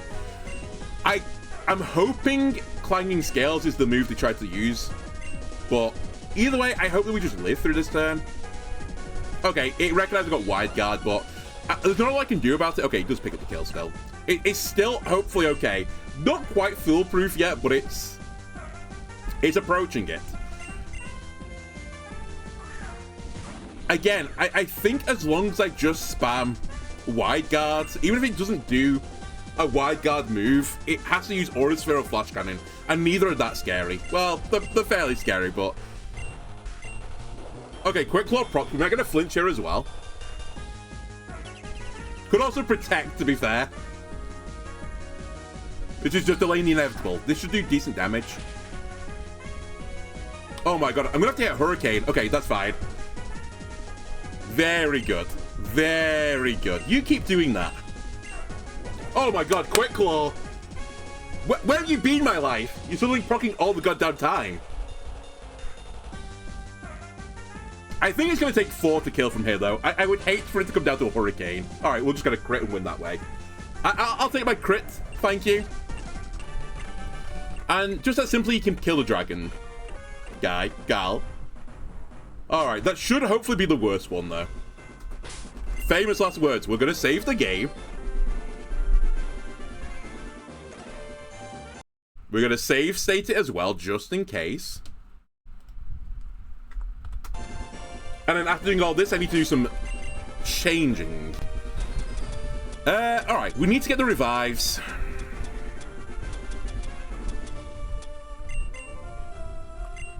I mean, I only lost 3 Pokemon there, by the way. Also, I've lost my chat on my preview monitor. I hope my stream's still live. I'll just refresh it and hopefully it all comes back. Anyway, we'll use Revive.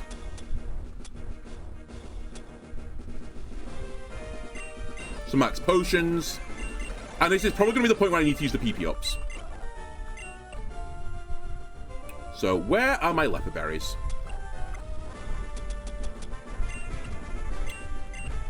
Bullet Punch needs it. Close Combat probably needs it. Blizzard probably needs it, but I'm not going to push that button that often anymore. Now, I think everyone else might be okay. Stream seems fine to you? Okay, it's just my end then. Next, I need to flowchart a little bit. So on Fairy Girl, Protect gets dropped again. You know what? I'll give you another save. Why not? Protect gets dropped.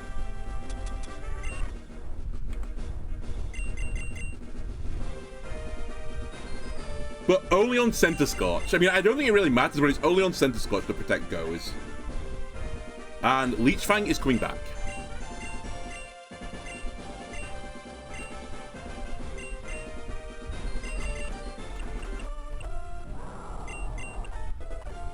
And by proxy of this, I can then put on Assault Vest again.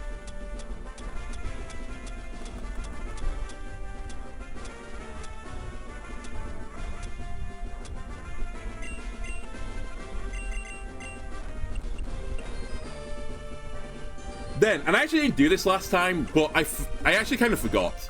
I need to get Earthquake, which is here, and I need to put that on my Heracross, because otherwise my Heracross has not got great moves in the Fairy Battle. Even though it's got a Steel-type move, which, by the way, is the move I'm going to get rid of, it's actually better to have ground coverage, because there's a lot of Steel Fairies in there, and Steel into Steel Fairies is neutral, whereas ground is super effective.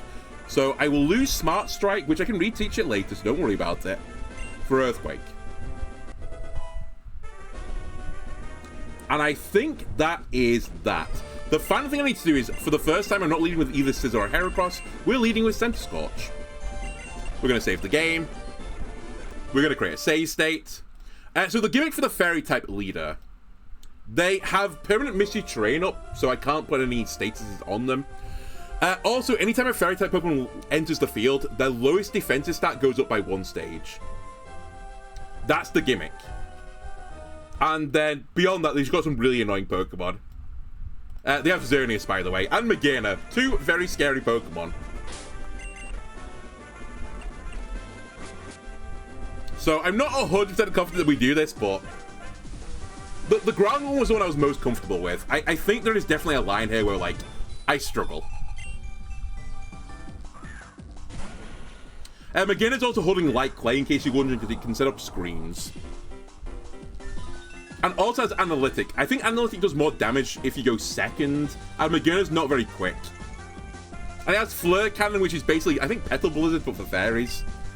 There's 2 things Magearna can do. It can either set up Reflect or Swap. I would like it to swap. Okay, it's going to set up Reflect, which is really annoying because it's going to be 7 turns of Reflect. But it's still good damage. And the other thing this thing does, by the way, is it Flare Cannons drops its special attack, I think, by 2 stages, or I can't remember if it's 2 or 1 stage, but either way, it like dramatically drops its special attack. Then there's Heart Swap, which swaps your stat changes with one another, and it gives you like its debuffs onto you. It's very funny, I like it, kind of cool idea, but equally, you know, not great. I guess as well for my opening, I could actually do Knockoff instead, but either way, you've put up Reflect, but you've also lost 1 defense stage because of Fire Latch. So I don't know if you take another one of these. No, the swapping.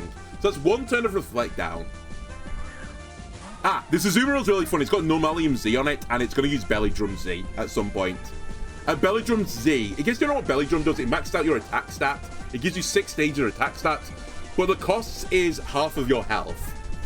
With Normalium Z, it becomes Belly Drum Z, and Belly Drum Z fully heals you and then does the Belly Drum effect. So it's kind of cool, but it's really just a Belly Drum Pokemon at the end of the day. Anyway, one of the things for Azumarill, from what... How do I do the... Oh my god, this is the thing I've like mentally boomed myself. I think this was the Pokemon I wanted to go into Sizzle for, but actually it's not a good idea to go into Sizzle. Because it does more damage than I think it's going to do. I think I go into Light Storm instead, is what we worked out. It's not an Ocean, but the problem with Ocean is it does like nothing, I think. Although I can set up my own Reflect. Hang on a minute. I might get this horribly, horribly wrong, but I remember my theory being I go into Sizzle here, but it's actually the wrong theory.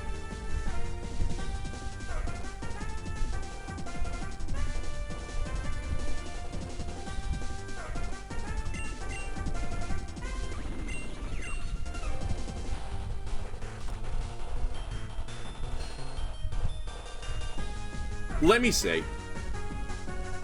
This might be foolish, like colossally foolish. How much does this do? Yeah, quite a lot. I'll Protect. I'll stall another turn of Reflect out. Never before we needed a Quick Claw to proc more than now. I think if the Quick Claw procs, Thunder will kill from here. I think you'll die, though, down to this. I may have thrown, because I think I need Thunder to kill that guy. Yeah, I may have done a little throw there. Well, I can now go into Heracross, but I don't know if Heracross is going to be good enough here. Because it's still in Reflect with my Bullet Seed, which is super effective here. I actually don't think this is going to kill. And I think Heracross will get one shot. Yeah, this is not killing. Alright. I think I've beansed it.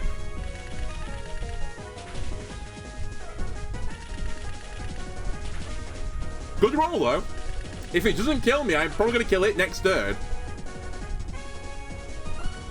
Oh, yeah, this is super effective. I'm dying.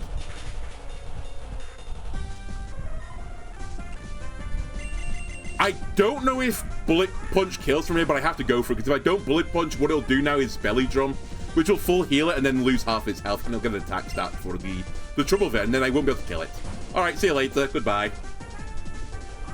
That's a huge swap for me. I'm back in the game again.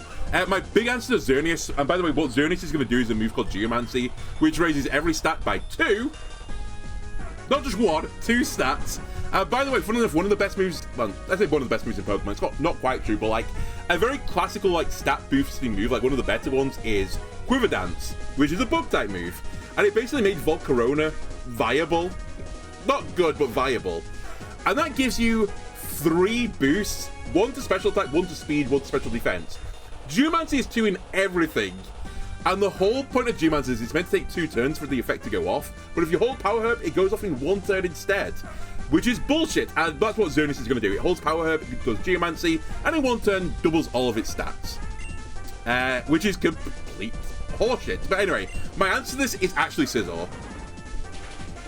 Even while it does all this Geomancy shenanigans, I can and which is what it's doing right now, I can actually threaten it quite harshly.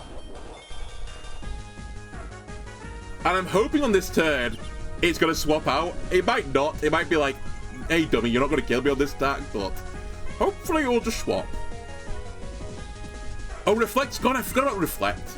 Actually might kill now. Because Reflect doubles your defense. You've just doubled your defense now, and I think I was doing about 3rd damage. We'll see. Please kill. If it kills, we're back in the game. Okay, we're back in the game. As much as I beans it up and lost 2 Pokemon, my Scizor can get some pretty big value still.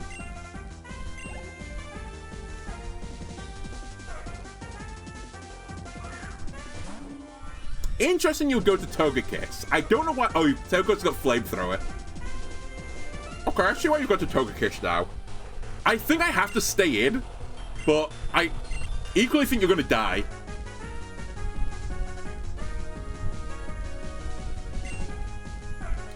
You know what? Let's just check. How much does this do? I don't think it's going to kill you, but if we live through a Flamethrower, it's huge. But I don't think we do. Alright, well, womp womp. I kind of saw that coming. I think in this line now, I have to go to Lagoon, but I'm actually in quite a lot of trouble because I don't know if I can kill Clefable anymore. And also, of course, this guy, you know, is just a roulette wheel. Blizzard though does some decent damage. Actually, I might want to U-turn here. But yeah, no, I should U-turn. I'm going to assume this kills. Okay, doesn't matter the swapping. Oh, please don't let it Reflect again. Actually, this is a pretty good play for me. Huge damage. By the way, Magana 4 times resist bug.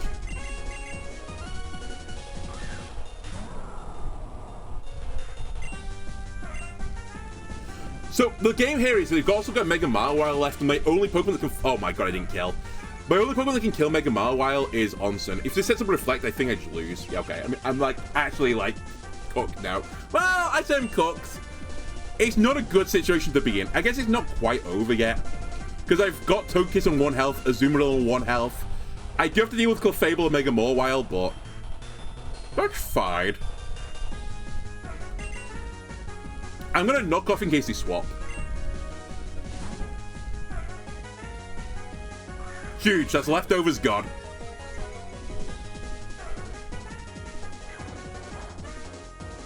And this thing is really here just to stall me out, I think. Moonblast is almost certain. Oh, actually, no, it might be counter. I mean, I don't know why I keep saying I'm in this. I'm really not in this. Because you kind of do nothing this battle. I think actually I was meant to swap into you for a Azumarill. Because you're just here as a beat stick.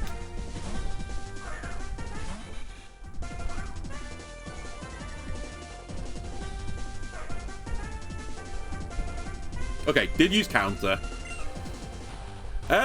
I guess Hurricane's my best bet here. It's still not great, but we might get a confusion. 70 accurate, by the way. Cool. Hey, do you live this?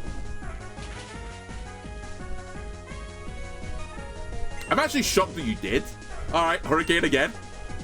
70 accurate, by the way. Alright, we'll reset there. We gave ourselves a decent chance.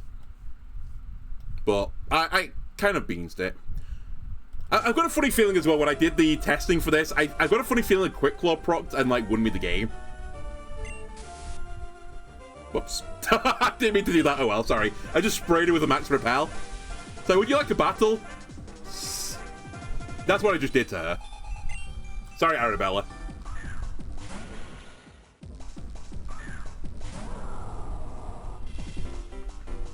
I think the thing that made me scared was going into Araquanid down to Azumarill was that if it does do the belly drum play, it's actually really frightening. It's got a priority move as well. And Aqua Jet with a belly drum boost is like serious damage. It's like my bullet punch moves. Okay, so Reflect is coming up again, so I'd like to stall it out if I can.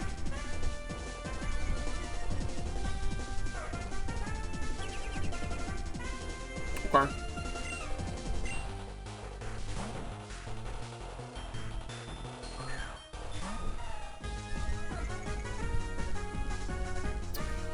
I guess the other thing I should like consider, and I don't know what the math is on this, and I can't really. I think I did the math on this, and it doesn't work. I am quicker than Azumarill. I can just spam Power Whip now, but I think it lives, and I just instant die. And as soon as I die with this guy, I can't kill like 2 of their Pokemon anymore, so I have to swap. I'll go into Araquanid this time. I'll just try and stall the Trick Room out a little bit. Not Trick Room, the Reflect. If this thing belly drums on me though, I mean like a pretty bad situation. I guess I can put my own Reflect up. Maybe that changes it. Okay, it's doing belly drum stuff. I'm actually in a bit of trouble now. So it's now +6 attack. However, though, I did get a Reflect up for that, so it's effectively only +3 attack. And again, I'm going to waste more of their Reflect turns. That's the plan. I think we are deceased. We are deceased. Okay, so the new dream is that I kill this guy. What is my best way of killing this guy?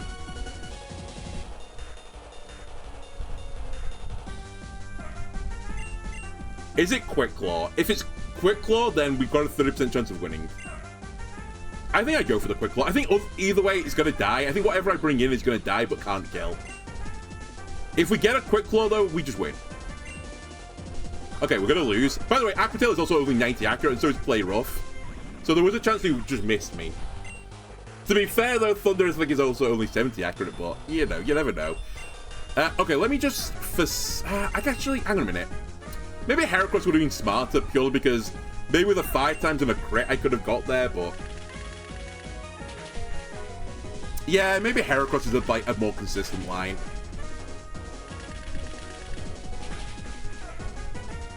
Okay, it's better than Quick Claw, but not by a lot. I think this one is still worth going for, though. Especially once this Pokemon gets going as well, Moxie can do some pretty good work. I'll admit, not great Moxie. I'm on a Grass-type move, but... Did Reflect just end? If it did, I need to swap.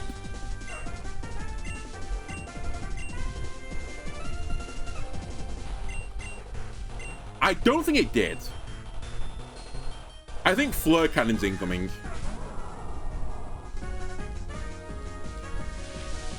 I resist this, right? Yeah. Special attack dropped. Harshly is ×2. My team's Reflect went off, their team Reflect went off. We're now even again. They're going to put their own Reflect on. Please kill. I know you're not going to, but please kill. Oh, you swapped. Great. I'll take it. Xerneas, I'm okay with this. You might think I'm not okay with this, but I am. Because I'm going to lower its defense. You increase your defense, I lower your defense. And we're going to go straight into Scizor. Because you are going to Geomancy. And this is my counterplay to Geomancy.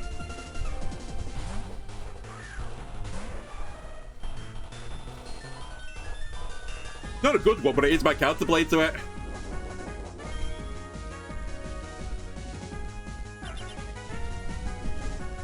I mean, Xerneas, stupid Pokemon, stupid deer Pokemon. Alright, how much does this do?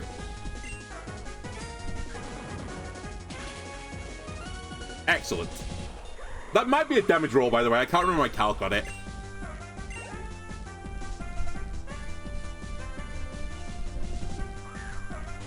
Now we know I'll calc on this one. The Togekiss will kill me.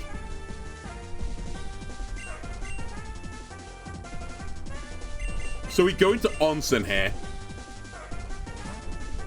Yeah, okay. This is what I should have done before, because actually Togekiss can't really hurt Onsen that much. Its best move is Air Slash. And this is why I put the Assault Vest on this guy. Okay, I actually now remember. And it's locked into Flamethrower. It's got Choice Scarf. I'm so dumb. This is what I did before. This is how I beat the Togekiss. They're going to have to swap now because they're locked in. Magerna, please. Clefable, I'll take it. No, actually, I say I'll take it. Maybe I should have knock off there. The defense drop is not that impactful.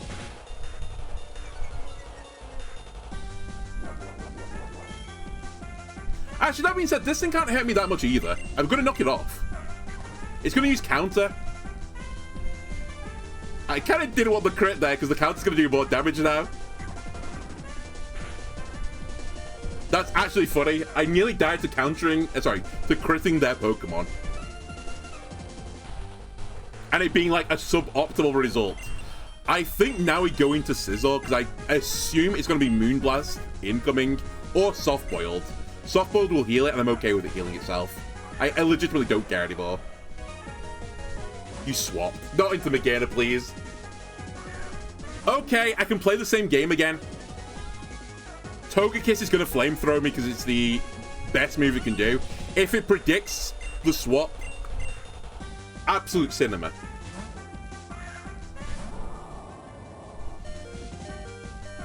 This is why I need to keep Onsen alive. It's actually pretty scary because I still need to beat Mega Mawile, but I'll cross that bridge when I come to it.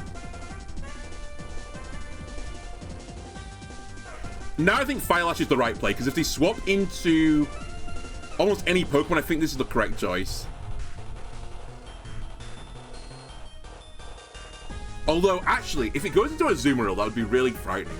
There's no good option here. This is interesting, as choices go.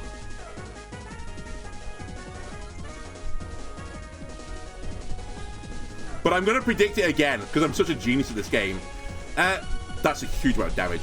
The Mawile has Sucker Punch as one of its attacks. I think it's going to Sucker Punch this turn. So I'm going to just swap. I do be trolling.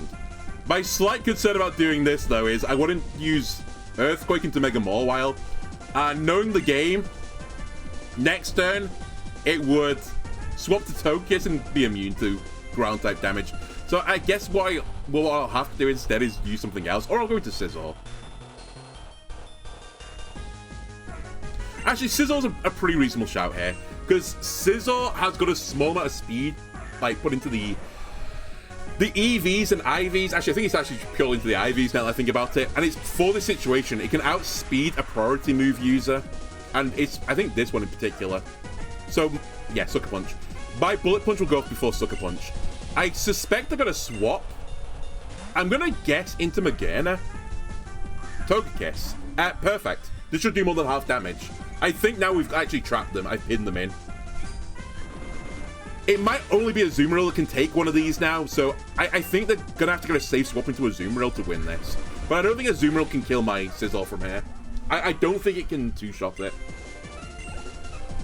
Also, it used its Normalium Z right and swapped out. Or am I misremembering this battle? I think something like that happened. With Staining, by the way. I don't know if this kills, but I think either way, we're all in.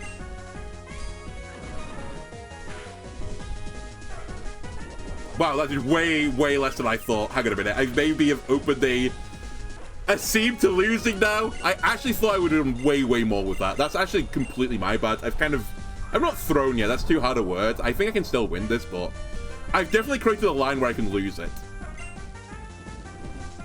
It's just Clefable.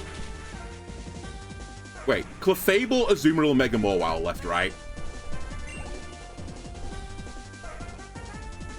Azumarill's coming out. Alright. Sucker Punch. Okay, I see. Togekiss is dead now, though, so actually I can go into Heracross and use Earthquake. I might actually have to use my Masquerade here, which is actually slightly scary. I didn't really plan on using it.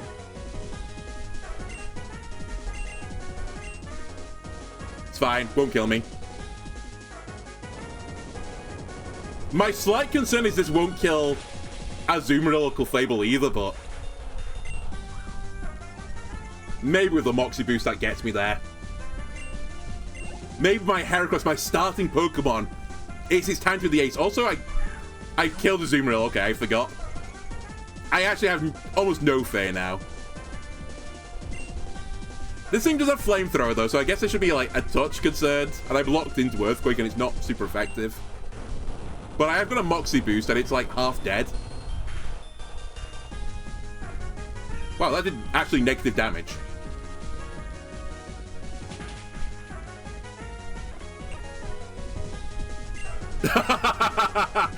Is it losable?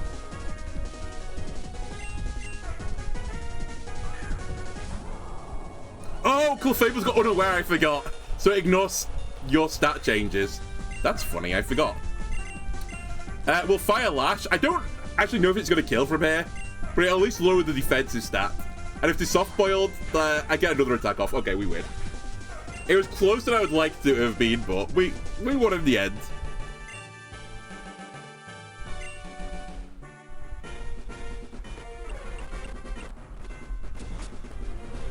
Okay, finally we have the ghost person. Let me just do all the... In fact, let me save the game first, just in case I do something horrible like a power cut happens. Oh, we're in the heatwave in the UK again now because, you know, it's the apocalypse, I guess. And yesterday my laptop just fully switched off because of the heat. Like, the CPU got too hot and it just, like... Not even blue screen, it just fully turned itself off for protection, so... My PC is older than my laptop, so hopefully, you know, that doesn't happen. There is a fan pointing in our general direction. But that would be a horrible way for this to end.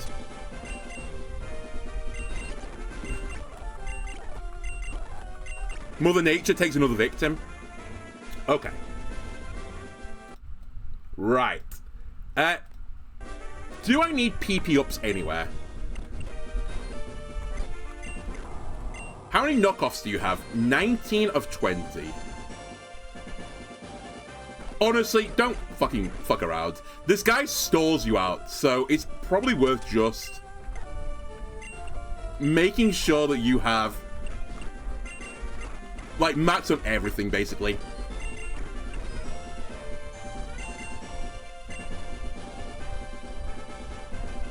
Now, I don't know if I need anything else, actually. Hang on a minute.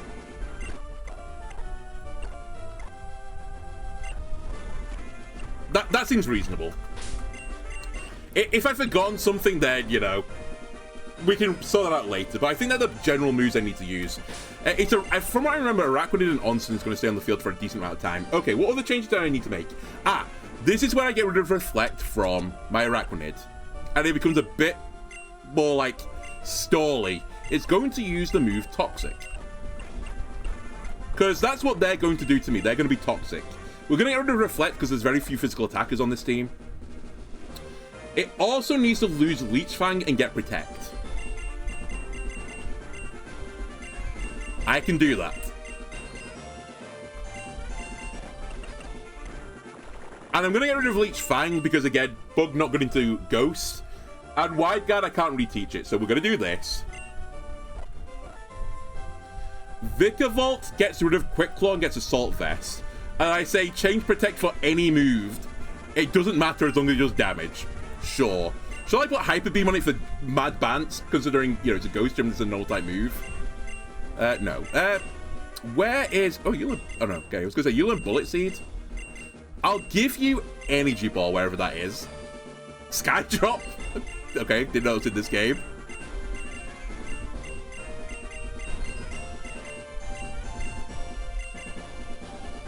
That will help me.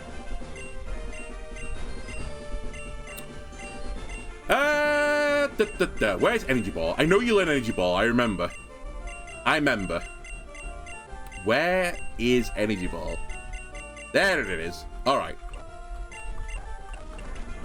You lose Protect. because I'm going to give you also the Assault Vest item.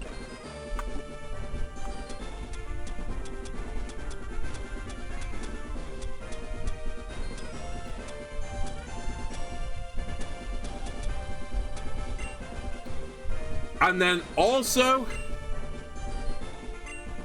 and this is the final thing, I think, oh my god, imagine if I don't have this. I think I've got Shadow Ball somewhere. It's not essential, this, to be fair, but I would like my Shadow Ball.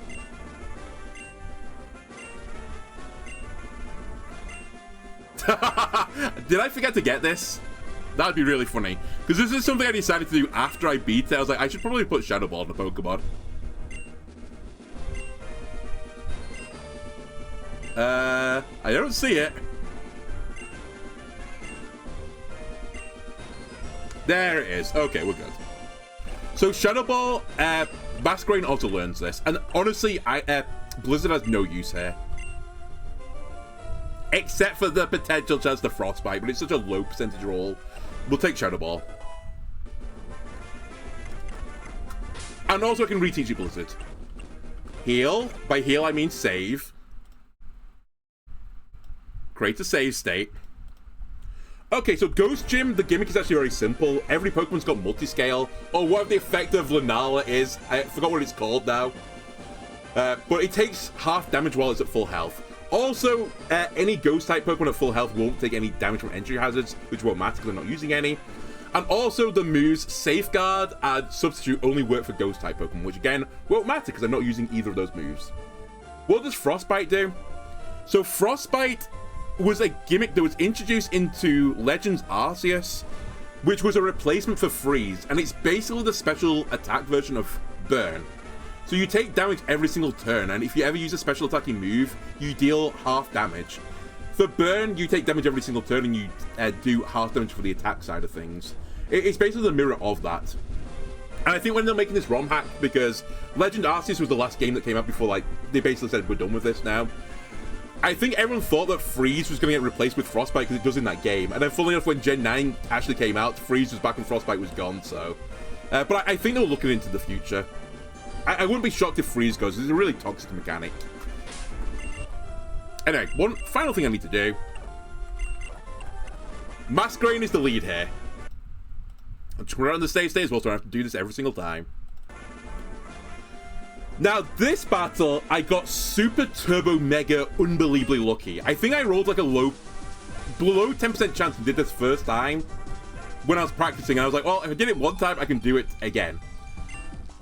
Maybe it was 2 times, but it was like very few number of attempts for me to beat this. And what I did versus this Marshadow, which is their lead, and they're going to use Marshadow Z probably at some point and do, like, whatever it's called, 7 Years of Pain or whatever it is. I don't know what it's actually called.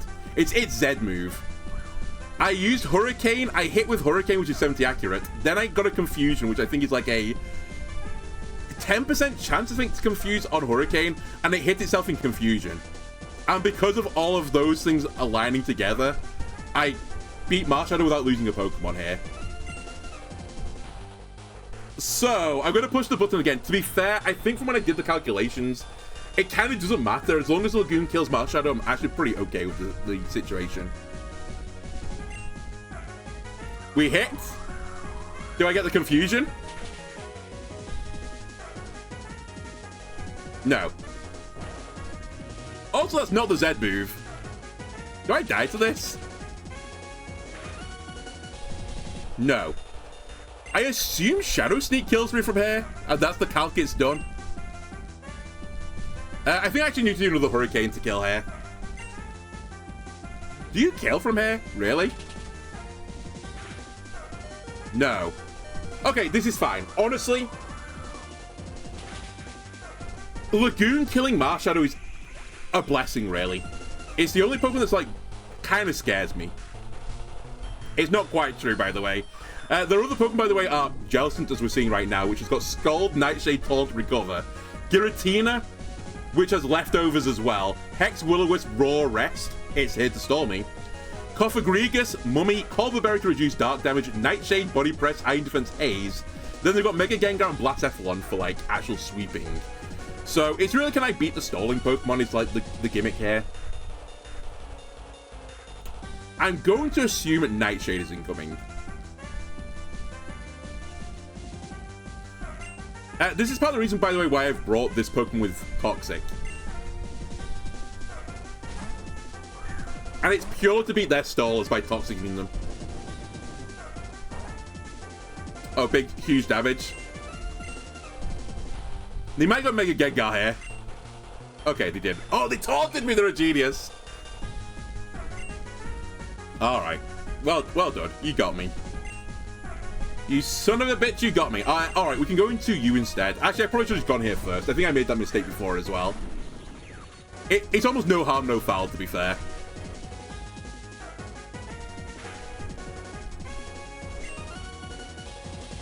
Give him a thunder. All right, they swap. Who are we going into here? Giratina. This is where we begin the trolling, by the way.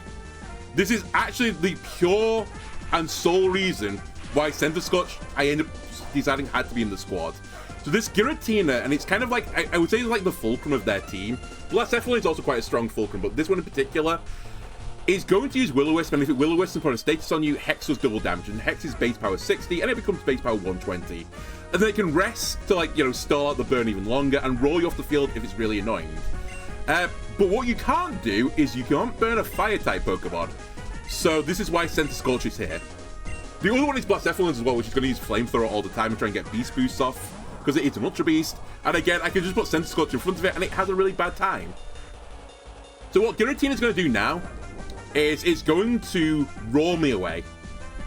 What I'm going to do to it, though, is knock off its items. So Leftovers, which it's also using to, like, stall the game out, gone now. So as soon as I put Toxic on this, like, any damage I deal is, like, permanent. Goodbye. Light Storm is, like, the lowest of the low rolls here. But we can do the same thing again, because the AI is not that smart. It's going to go like, oh, I could Will-O-Wisp this guy. But no, I'm just going to swap to Centiskorch again. And rinse and repeat. And it's going to roar me again. So this is why I was making sure this PP on knockoff was max, because I'm going to be doing knockoff on Giratina a decent amount of times. What I'm hoping is we go into Araquanid at some point. This also works for me, by the way, kind of. Yeah, no, it works. It's not a great swap, but what I can do this time is U-turn into the Giratina for a bit of extra damage. And then go into Centiskorch again.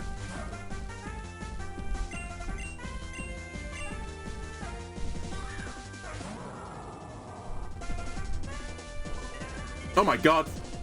I guess I was really low health there. That's still okay. I think it'll repeat the same cycle. Oh wow, actually it's changed its mind. Okay, that's actually a problem. I'm going to go into Araquanid this time. Hex is fine, but I'm also predicting at this point it's going to rest, maybe. Hex. Okay. The other slightly scary thing, when I say, like, Toxic is, like, permanent damage, it can rest to cleanse the Toxic, but...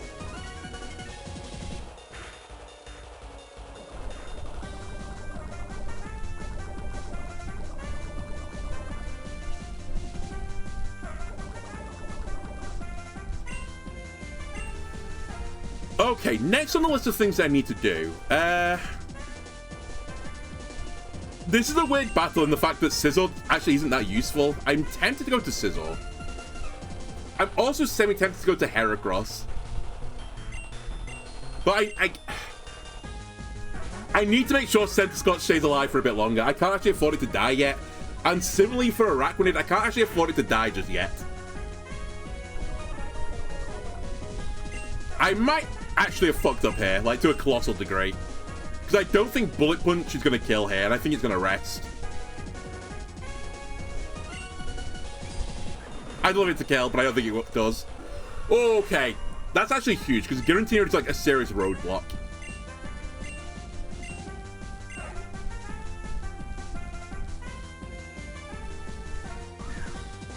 And this is why I needed to keep my Centiskorch alive. Flamethrower is coming in from Blastoise. By the way, it's a Ghost Fire type. We go to Onsen, and Blastophile's other moves are Shadow Ball and Hidden Power Fighting, and Calm Mind.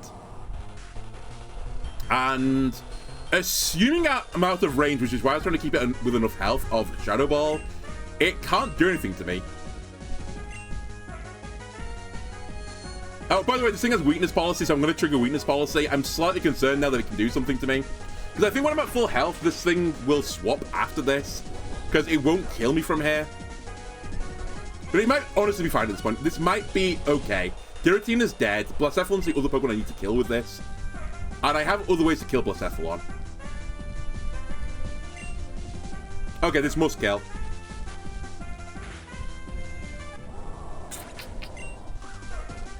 I have to go back into Scizor now, because I think Scizor would threaten Lethal, because I'm pretty certain this thing is, like, defensively non-existent. I suspect Cofagrigus is going to be incoming.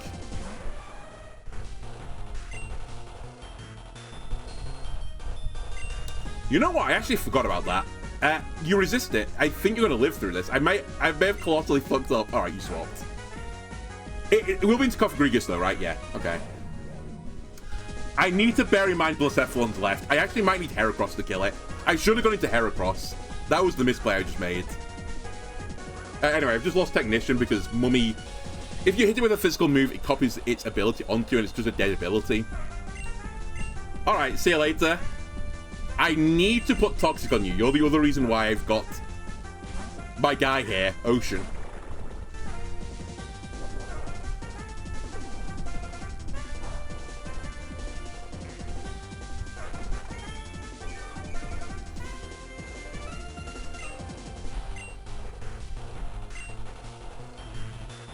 Right, Nightshade does fixed damage. It's going to do 75 HP regardless of what happens, so I'm going to die in 2 attacks. And I think there's nothing I can do to avoid that. Well, sorry, I can Protect, which is why I put Protect on this Pokemon. So I'll just stall this Cofagrigus out. And hopefully it dies to Toxic damage. We might, unironically, just want to spam Protect here as well, because the damage is so minimal from Liquidation.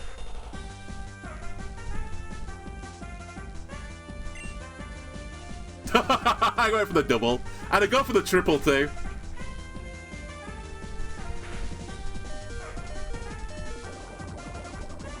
If we trade, I'd be okay with that.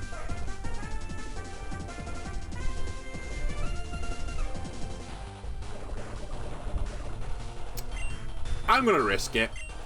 Okay, we did get the double protect. I think it's going to die regardless. It's basically a 1-for-1. The only scary thing about this, though, is that I have to pick the Pokemon that comes in first, and it's now Blacephalon, Mega Gengar, and Jellicent as the last 3 Pokemon. So I need a Pokemon that can deal with all 3 of these. I could go to Lagoon, though, and have U-turn opportunities, but I don't have anything great to U-turn into. I think the line is Heracross. Mega Gengar would probably be the scariest thing, but I think I can trade 1-for-1 with Mega Gengar with Heracross. Alright, well, let's see. See if I can put my money where my mouth is. It's part of the reason why I put Earthquake on this guy. Is Earthquake better than Night Slash, though? It is by raw damage, but if I get a crit on Night Slash is better.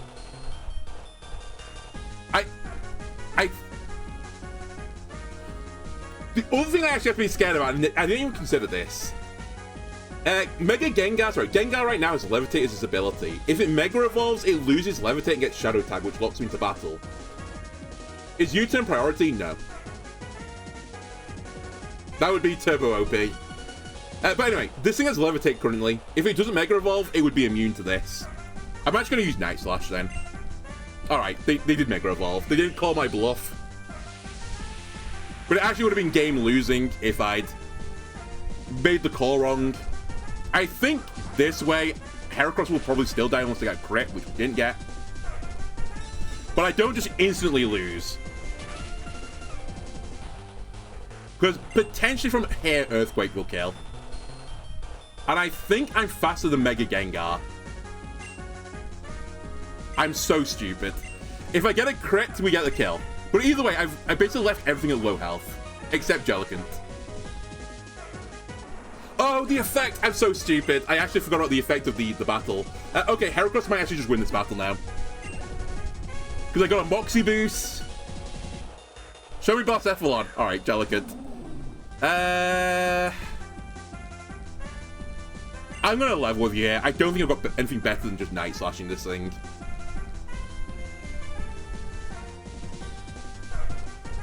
There's actually a world where I lose this now. I can see the world, like, aligning.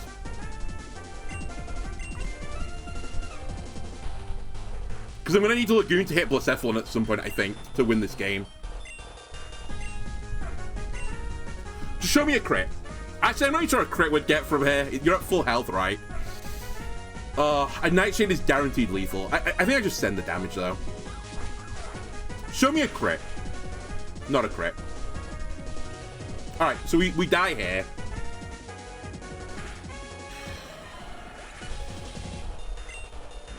I think what Jellicent's going to do now is it's going to spam recover.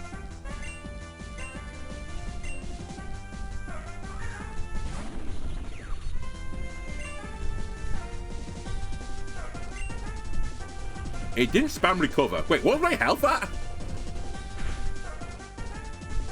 Nice, I was going to say, please don't miss the thunder as well. That would be another lose condition. I think this will kill. Yeah, I was going to say, you're specially bulky, but, like, not that specially bulky. It still boils down to either a Quick Claw proc or a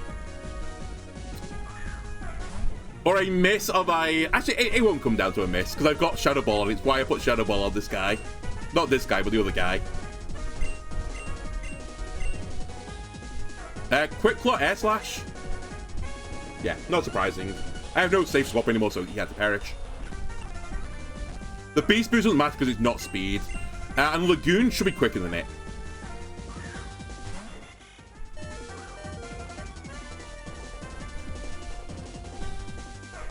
And I just Shadow Ball because it's 100% accurate. Yeah, because that's actually the change I made. Because I used to have to Hydro Pump this thing, but it's only 70 accurate, so... I was like, why am I just trying to Hydro Pump this thing? Anyway, first time, baby. So you know what? We did 2 of the 4 first time. I'm relatively okay with that. And the Fairy one I did second time, right? Don't talk about the Dragon one. The Dragon one was not pretty. Alright, one final thing now to do. Can this party of 6, and this would be really brutal if it's not true, can we beat the champion? Because I have no knowledge of what the champion is. Well, I know who it is, actually, but I don't know what they're doing. I don't know what the Pokemon are. All I know is it's going to be complete bullshit. That's all I know. Actually, I do know for a fact that I think that max EVs. So that's going to be fun. Right. Things to consider. I think I'm going to take Shadow Ball off. Not that it really matters, can swap them out interchangeably, but I think I'd rather have Blizzard. The ice coverage is actually quite useful. Oh, and I also remember this is a double battle. I've done this battle before in other difficulties. Right, let me look at the PP situation. How does our PP look? PP looks okay. Oh my god, that's painful. I PP maxed the Blizzard. I forgot when I forget it and bring it back on. Then, you know, sadness can happen. Can I be softlocked? No, because if I lose the battle, I can theoretically restart, but mentally I might be softlocked because I don't want to do that. It would require me to beat the Elite Four again with a different party if I can't beat it with this 6. Basically, I'm going to find a way to beat it with this 6.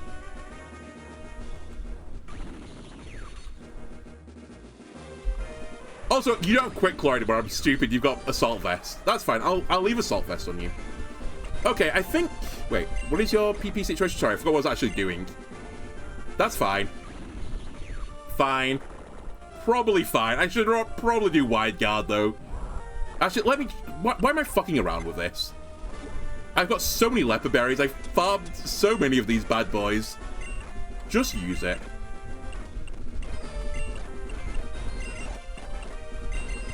There you go. I really should just do all of them, but I simply haven't got time for that. That's fine. Probably, again, I should do Earthquake, really. And I should do Knockoff. Okay, I'll do it. I'll do it.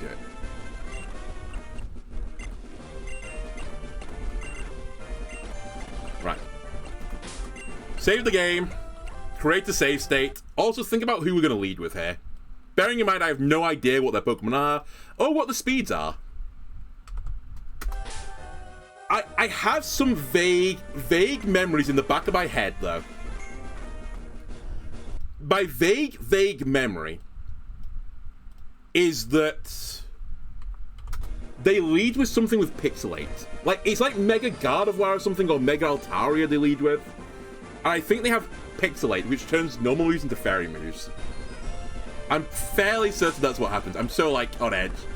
Alright, order. I think this has basically not done me wrong. I mean, I guess it's Heracross, but this hasn't really done me wrong. These two guys, they're solid. I can always U-turn here out as well. Like, I don't think Minifig's going to be faster than my Masquerain. Scizor, I don't know. We'll see. We'll see what the lead is. I think the safer bet is I actually go for you in case there's a spread move, but what if your choice band and you're out of PP, you struggle? And struggle is like a, I can't remember what the actual base power of the move is now, but it's like a physical move which does very little damage but does a quarter of your health in recoil. It basically leads you to defeat.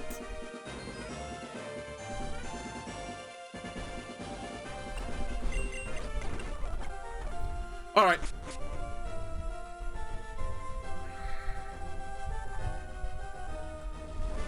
I see you there, by the way. Sneaky place. I'm gonna have to pick that up every single time if I want to do that. Oh, by the way, the Jax is the champion. I can't remember if I mentioned this. This arsehole who's only caused me problems on this playthrough is the champion.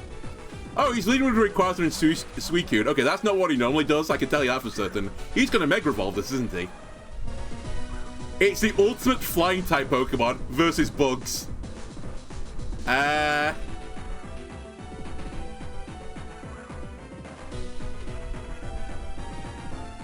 Well, this is what we call in the business not very bueno.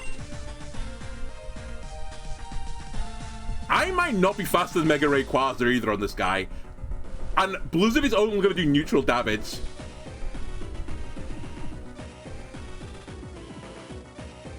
And I've got a funny feeling, I think Mega Rayquaza is a mixed attacker, so I'm not even sure Intimidating is that valuable.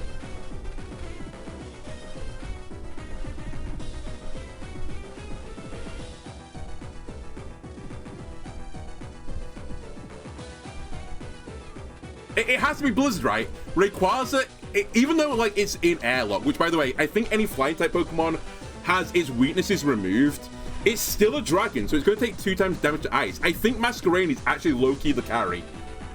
I have to do it. I think we have to go for Blizzard. I need to kill this Rayquaza like as quickly as possible. I'm actually going to stay in and just see what happens. I don't think Blizzard will kill. I'm not actually sure Blizzard plus Bullet Punch will kill, but as long as Blizzard plus Bullet Punch kills, I would actually allow it. I think it'd be an okay trade. Jax's fervent wishes to reach Rayquaza. It's Mega Evolving. Bullshit Pokemon, by the way. This Pokemon can Mega Evolve without a Mega Stone. Yep, that's Delta Stream.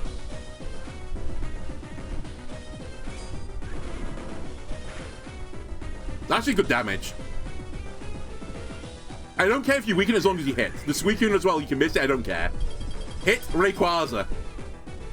Oh, you're so good. You hit them both. It is 2 bullet punches, though. You got Frostbite? That's actually fairly big. Maybe? Wait, what have you got? A Lumberry, is it? Lumberry, never mind. It's kind of nothing then. What the fuck is V-Create? I can't remember. Is that a Fire-type move? Oh yeah, it is. It's a Fire-type move. Well, that's always a great start. I just instantly lose one of my best Pokemon. Okay, so that's probably not the line to take. That's also extraordinarily alarming.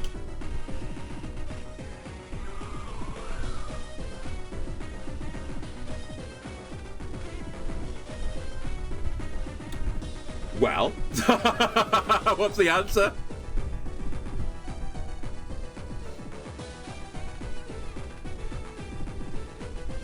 Now that I know that, though, I can actually go into you on the opening turn and bait a Fire-type move. It's just whether or not that's actually worth it.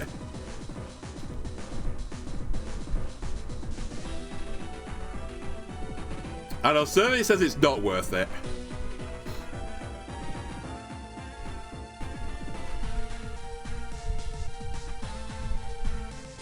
I don't know what Suicune's going to do.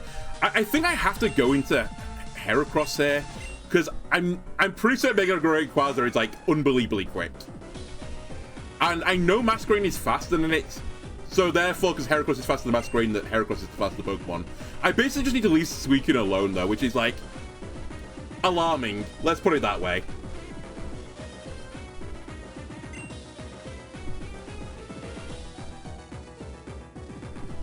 I know what I'm going to do. I'm actually going to swap here. I'm going to assume Heracross can pick up a kill into Mega Rayquaza, which you might not be able to do. This might be a colossal throw, but I think I have to go for it. The Night Slash will kill from here.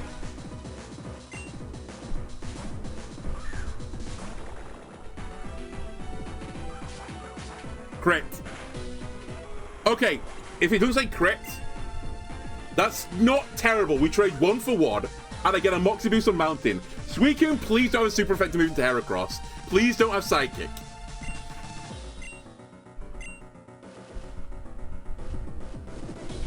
A burn would be terrible as well. Okay.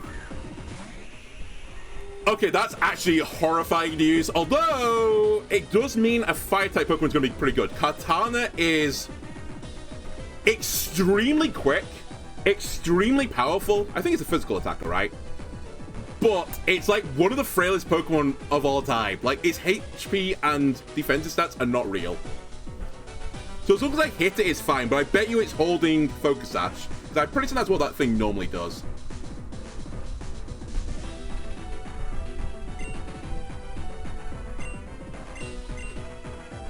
I'm really worried about a Grass move coming in here, but I think I need to try and Toxic Suicune and, like, stall it out. And then you're locked into Night Slash, which is not very cool, to be honest with you, but...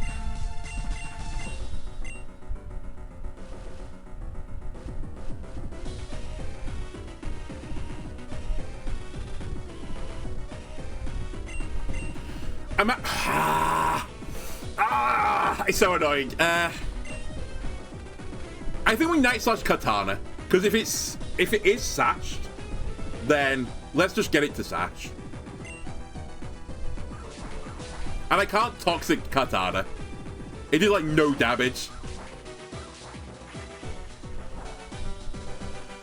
The crit didn't matter. That matters though. What is it? Speed, attack. Okay, that's probably not the worst. Oh god, what's hidden power? It's electric. Or rock.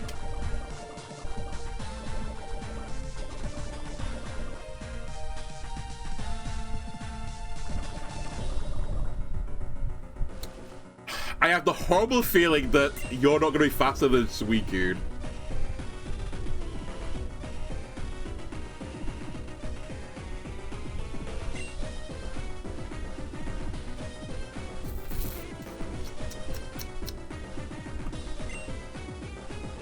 If you're faster than Suicune and you can trade Katana, I would be okay with this trade.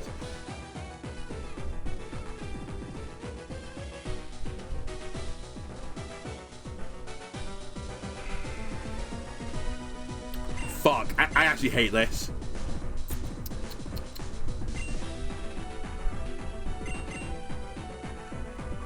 I think I need to kill Suicune before I can bring in Center Scorch.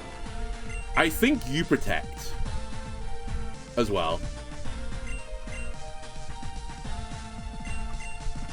You're not holding Quick Claw anymore. Well, I guess we help the Suicune along.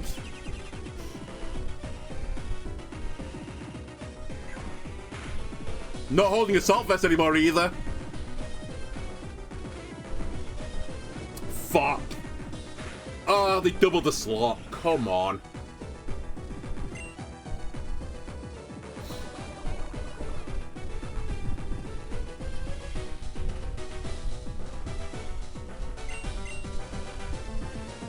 I think that's game already. I don't think I can win anymore from here. Not even seeing the other Pokemon. I think I need double Hurricane hit, double Confuse, double, like, get hit by Confusion to even bring me back into the game.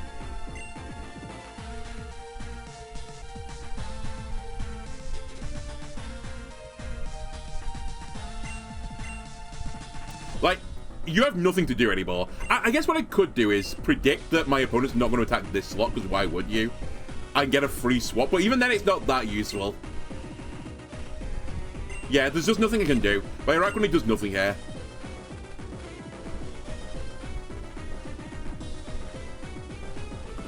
Alright. I'll take the swap potentially. We're just gonna live in the Hurricane world.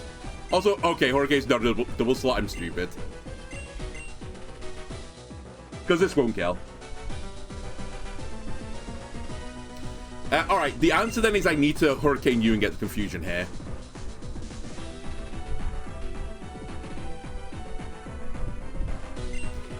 Oh! Wait, I've had a genius idea. Just on the fly, I've had a genius idea. What if I U-turn you and come back into Araquanid? Because you're going to scald this slot, I think. And that won't do a lot to Araquanid. That was a crit, apparently. Nice timing. Thank you.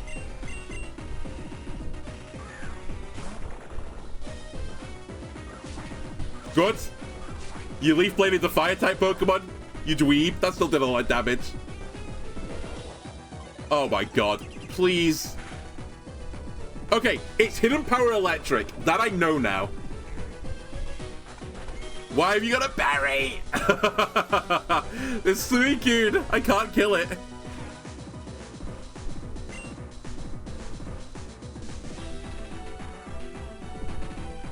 There's no way Scald is not coming into this slot.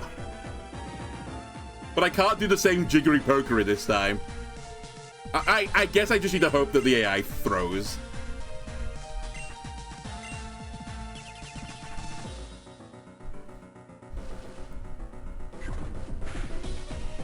Oh my god, I died to knock off.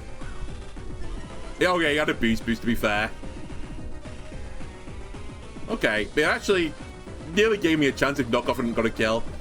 So what I'm learning here is stalling out Suicune with Araquanid is not a good idea.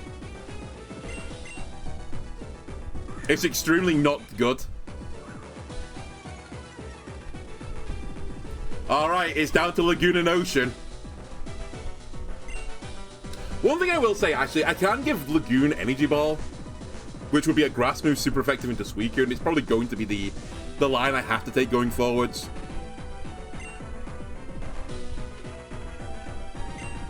Need the confusion. And Liquidation to Suicune is going to do so little damage. I'm actually going to Toxic this slot in case they swap. It's such meaningless damage to Liquidation here. I guess it could have got a defense drop, but it didn't matter. Do you live through +2? No, it's not even +2 anymore. It's +1, right? You do live. But it has Icy Wind. Alright, that's your ass, because you're going to take super effective damage. Can I at least see the next Pokemon? Because I only saw 3 of your 6.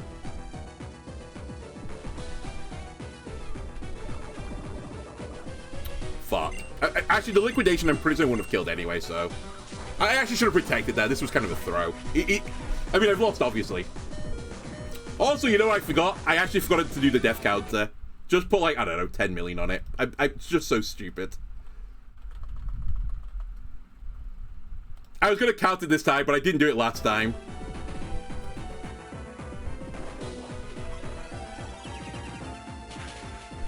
Alright, well... Welly. That's not good. But we have learned one thing. Where's my energy ball?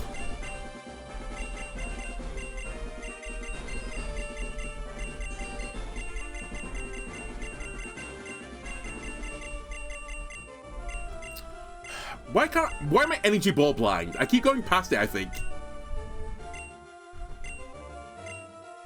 Or not.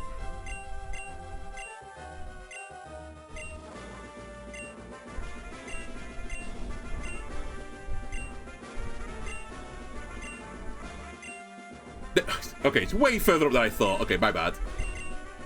Wait. Oh, did I overwrite it? Is that what I did before? Hang on a second. Am I stupid? Did I always have Energy Ball? No, it's on the wrong Pokemon. I'm so stupid. You want Energy Ball as well. That's what I'm trying to do here. So the opening meant Hydro Pump was worthless. So I think we're going to get rid of Hydro Pump. Which, again, is a real shame because I PP maxed it, but whatever. I think the other thing I'm going to do quickly is I'm actually going to take your item off you because it's kind of worthless. I think it's actually better to play the roulette and give you a quick claw.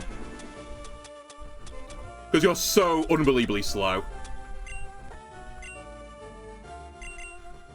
Then was I okay with my opening? So it's Mega Rayquaza and Suicune.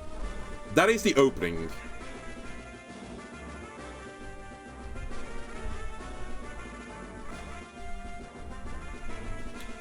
Alright, I want to try something slightly different. I'm going to use the same lead, but I'm going to bait it.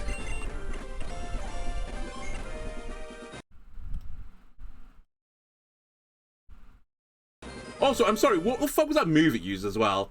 Oh my god, I've not even got my Pokedex thing up. I'm so out of sorts. Where is the Pokedex thing? Was it called V-Create? I think I've heard of it, but I just don't remember it being actually a real move. Rayquaza Mega. It's a 180 base power move that you can't learn to level 100, which is probably why I've never heard of it. The user hurls hot flames on the forehead. It lowers the user's defense, special defense, and speed. I see. And it's only 95 accurate. Okay, I'm going to troll the AI. Perfect. That's what I wanted to hear.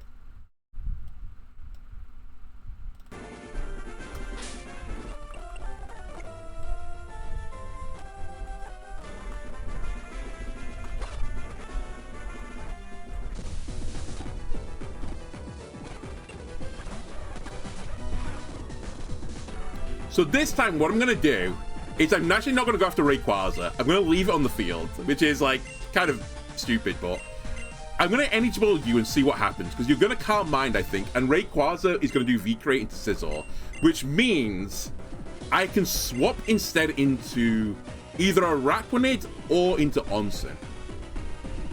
I think I'm going to use Araquanid, because I wanted to get its drop, which means the attack has to go off. And it only does, I think... Actually, I was going to say it's 0.25 damage into me, but it's not, is it? It's 0.5. This might still hurt quite a lot.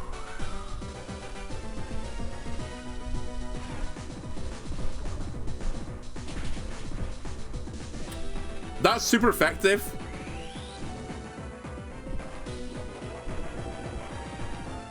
Alright, how well do we take this? Pretty well. Good enough.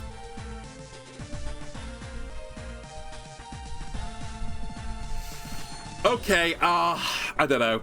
I guess I need to maybe lead with Vikavolt instead then. Because this did not do enough damage for me to feel good about life. It does kill in 3 turns though. The slight concern, though, as well, is this has Hidden Power Electric, and I'm but a humble bug.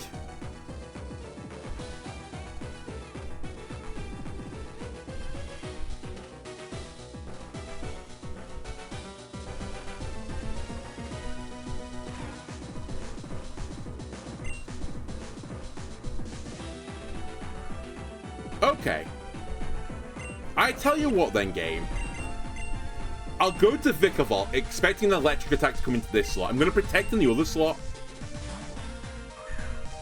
I'm half expecting Rayquaza to either swap or he might Dragon Ascent, maybe. Okay, Scalded into this slot. So he did use electric move for whatever reason. And it burnt me. Cool. Very cool. Oh, I used Draco Meteor. Fuck! Is Draco Meteor spread or am I stupid? I mean, it's like destroyed his stats. Draco Meteor.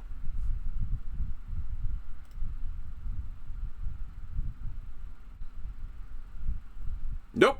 They just predicted that I would protect in the other slot. Alright. It's probably game losing.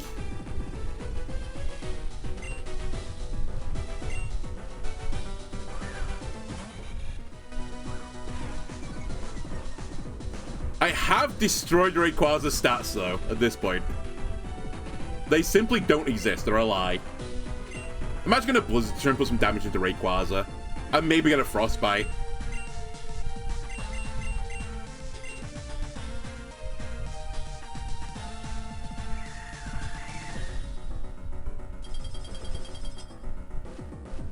Got the double hit.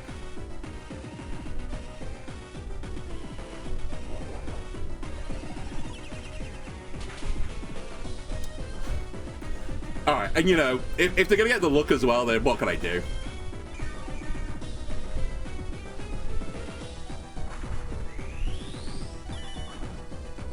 Do I live this?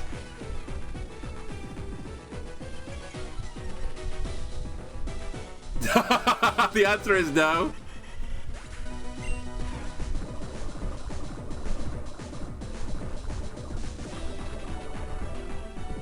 Goodbye, cruel world.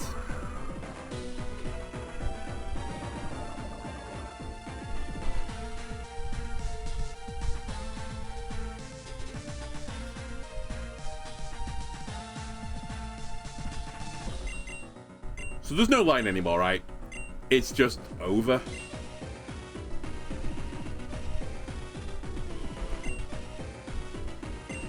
I guess go Heracross.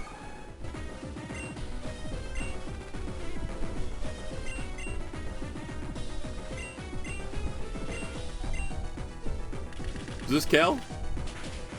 Nope. The Suicune is actually God.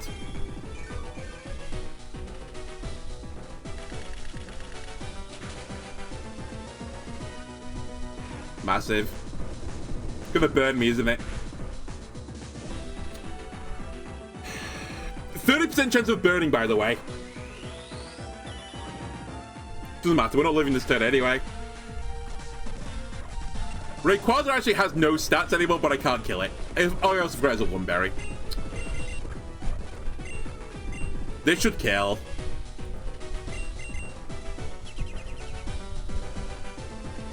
I actually have an issue here. I don't know if I can kill Suicune.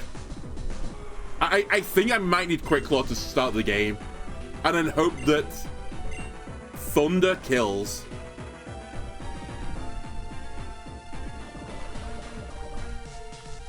Like, it's the only thing I can think of. Katana is back. Which is, again, it's a Pokemon I can't kill, I think.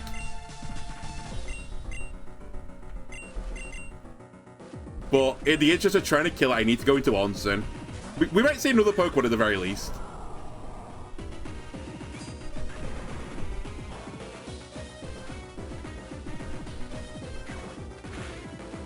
Honestly, thank you. I'm not locked into my choice move anymore. Don't burn me. Oh, I guess it killed me. Never mind.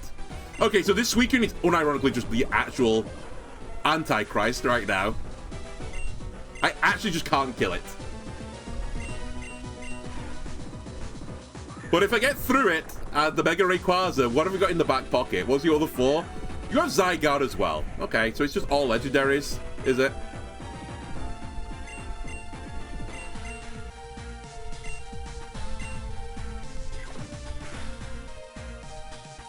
How is that a real Pokemon? I know it's like insanely like fragile. Oh my god. Well, we're just gonna see if Katana's got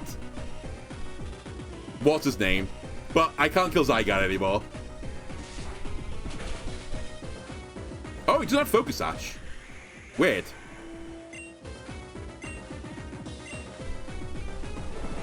Wait. Oh my god. Ah! I was gonna say, if this kills, okay, it's not getting anywhere near killing it.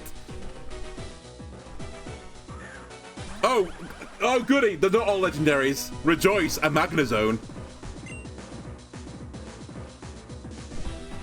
I'm calling the calliest call of all time.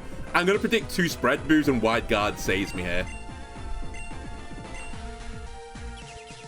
Because that's the type of, like, call I need to make right now. Otherwise, I'm actually cooked. Alright. That's the Pokemon they have to kill. Okay, fair enough.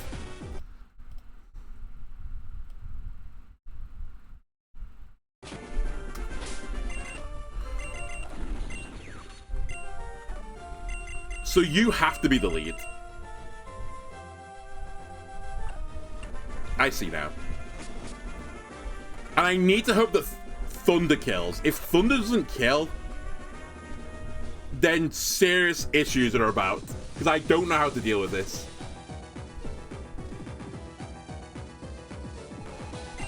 It should kill, I think, just like mentally thinking about it. But again, I don't really know. I think it is max EVs.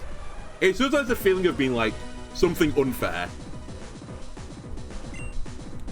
So we're going to hope for quick... Actually, we might not need the quick claw here, but just thunder hit the Suicune and ideally one-shot it. Then I'm going to bait a fire move into here, and again, I think we do go to Araquanid because I wanted to get the attack drop. And by attack drop, I mean like just a stat drop.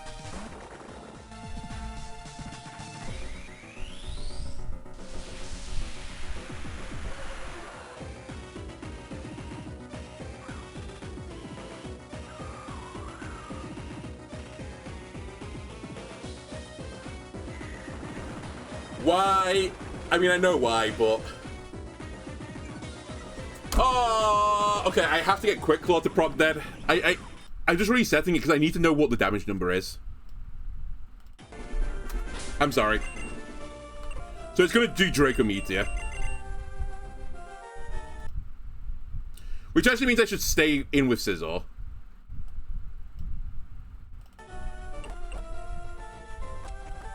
And actually, I think I said Quick Claw is 1 in 30. It's actually 1 in 10, I think. So, we're going to do this fight probably 10 times at least.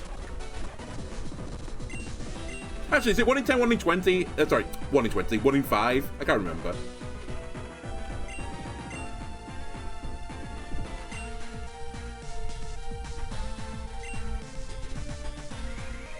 This is why I get hit by V-Create, by the way. The game trolls me.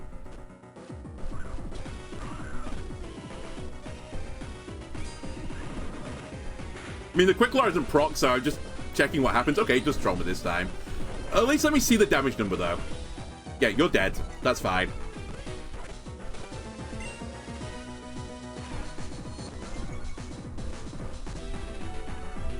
I guess...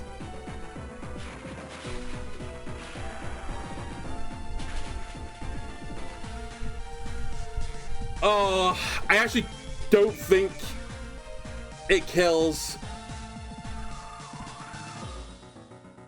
Because it can't mind it to grow special defense. Rise. Oh god, that's actually the worst news.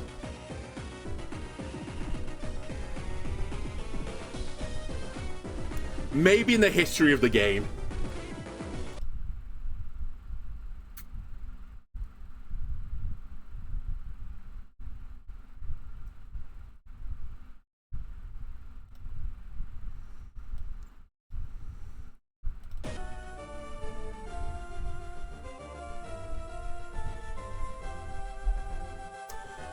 Fuck's sake. Okay, I guess if that's the case, what I'm gonna need to do is bullet punch the Suicune.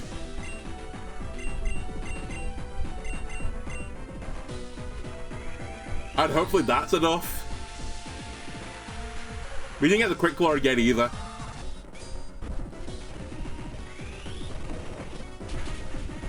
Not going to be enough. I do think, though, if I didn't...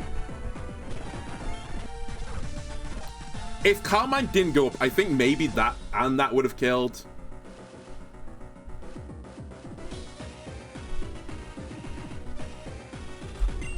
I actually can't think of a world where I do this. This is actually the worst news. It might be like the worst opening I could ever have imagined.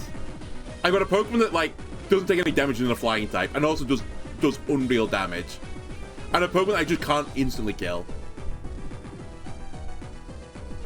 All I'll say is I'm very glad I brought this guy, my Vikavolt, because I actually can't think of another Pokemon that could kill Suicune even. But I just don't know how I'm gonna get through this thing.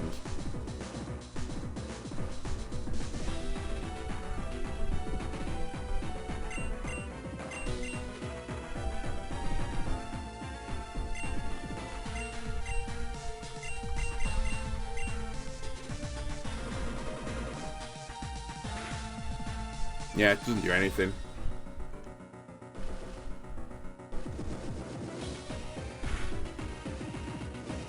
Why does it do guaranteed burn? And also, why does it do infinite damage? That's what I want to know, Gabe. How is this guy so unbelievably tanky and actually is just a sweeper?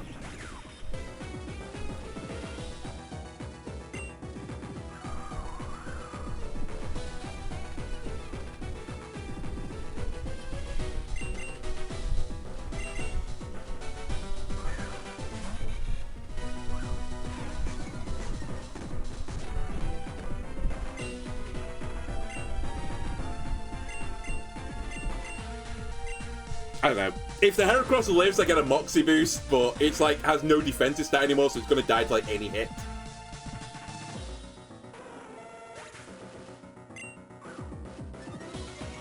Also, it has not got an effective move into Rayquaza.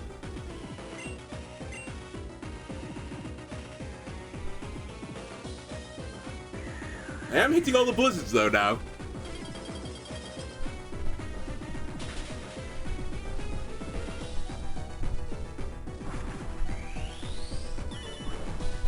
Alright, goodbye. Maybe if Heracross holds on, Heracross could sweep? Question mark.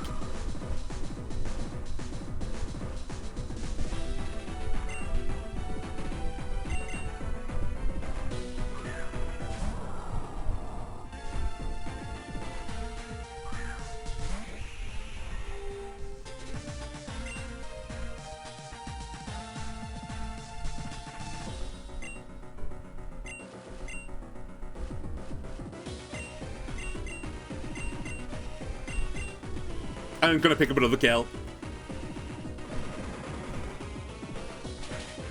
Heracross is dead though if Rayquaza hits it. When Rayquaza chooses to hit my +3 attack Heracross, it's gonna fall over whatever hits it.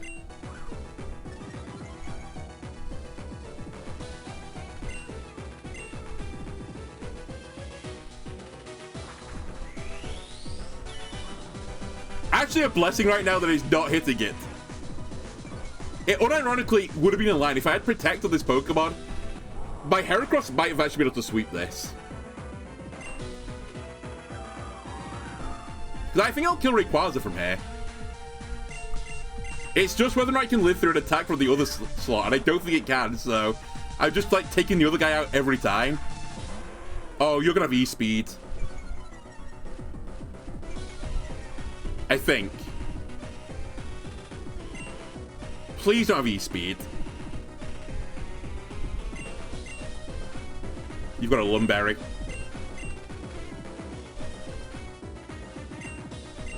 If there is a god you don't have E-Speed, you will have E-Speed. I think it's going to one-shot me. It didn't use E-Speed. This thing's going to die. It didn't die? What? How? Well, that's the game.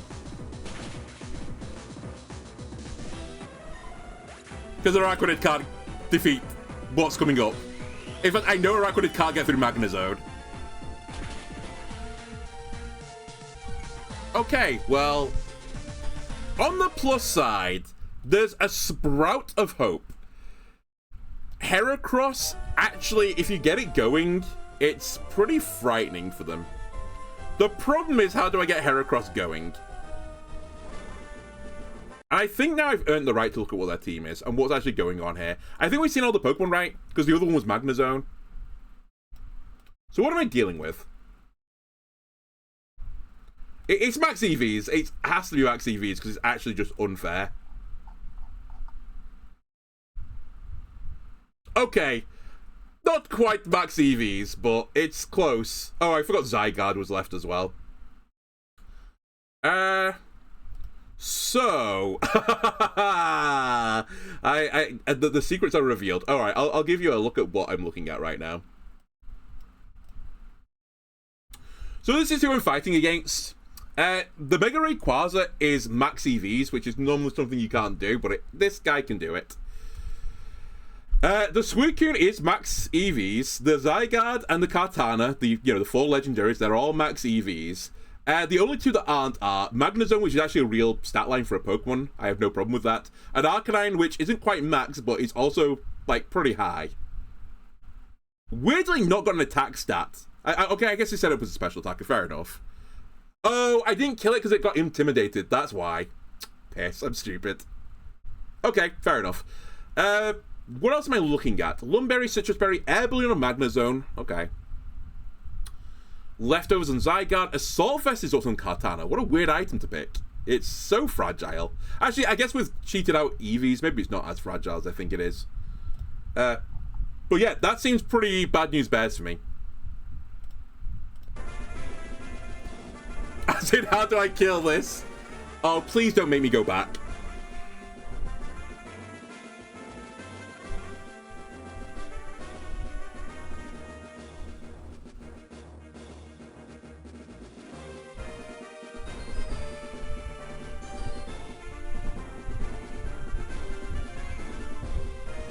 I'm like desperately trying to think of a way that I can like interrupt the opening.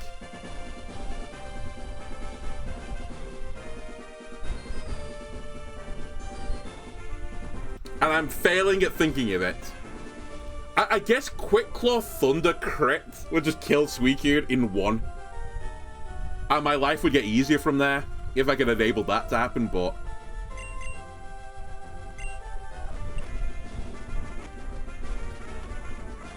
It feels bad. Although I will say, once I get through the Suicune, actually some of the other Pokemon aren't that scary.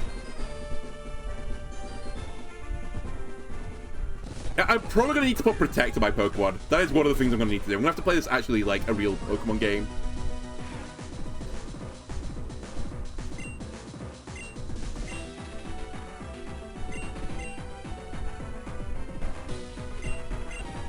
I'm going to call it. You're going to use a Fire-type move.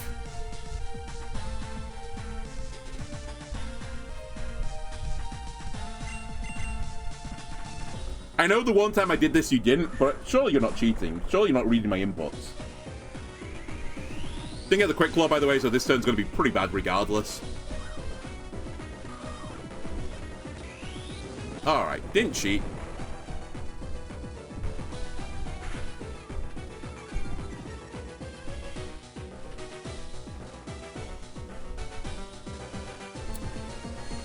Oh my god.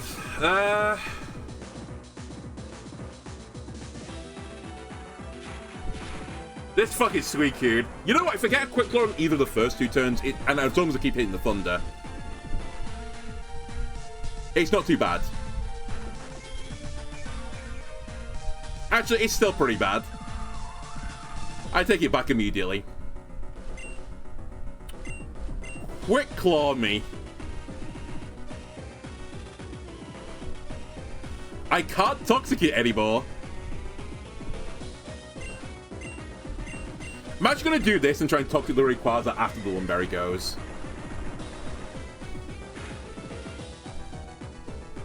The crit didn't matter. I think. Actually, maybe it did. I'm not entirely certain about that.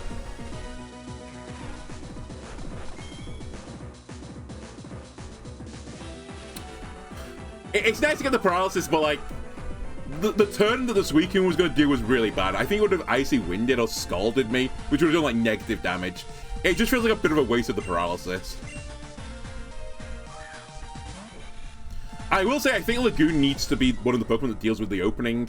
I think I need to set a situation where Heracross can just wipe the board. But I think I'd probably want my Heracross to be in Earthquake mode. So I need to kill Rayquaza, I think, before Heracross comes into sweep with just spamming Earthquake.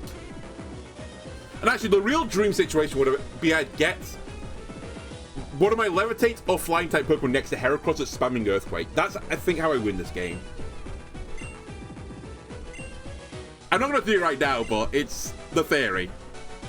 Okay, that's the worst case scenario. Alright, never mind. It could get worse.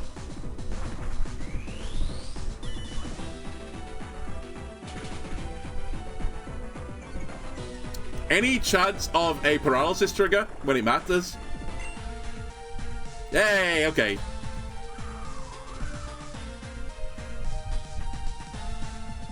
Alright, well, in light of all of this, is it time just to bring in Heracross and start spamming the Earthquake button? No, he'll die.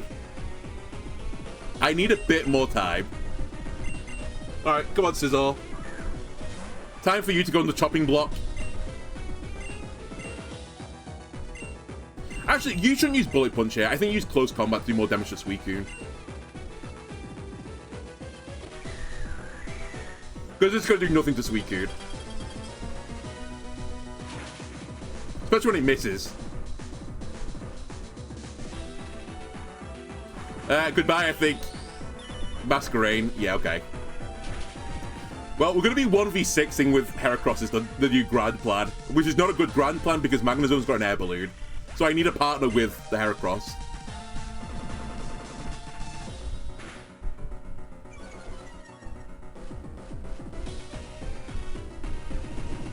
Please don't burn me.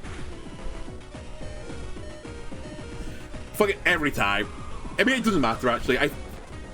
It just doesn't matter. Because there's no world where... there's no world where I can win. But I think that is the theory. I just need to set up Heracross, but I can't afford to miss a blizzard like I did.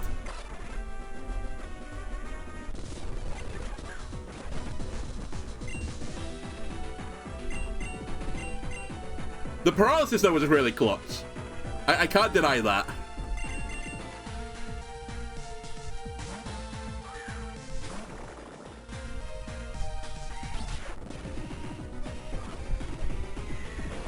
You scumbag game! Why did you do that this time? God damn it. Like, there's no way you would make that play where the board state was the way it was. It's ridiculous. Use your fire move to sizzle like a good dragon. Also, Quick Claw proc, please. What am I paying you good money for? It's not proc, by the way.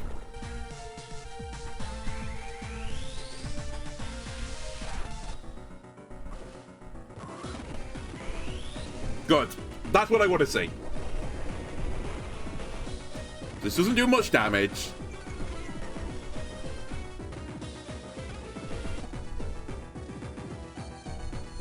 Carmine goes up, which is obviously really bad. We're going to get a paralysis on the Thunder hit. We're not going to get a paralysis on the Thunder hit. We're going to get a quick Claw proc.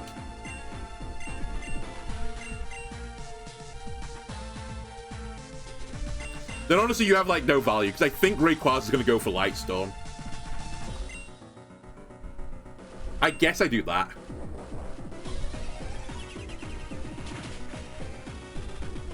Thank you. I will eat my berry now.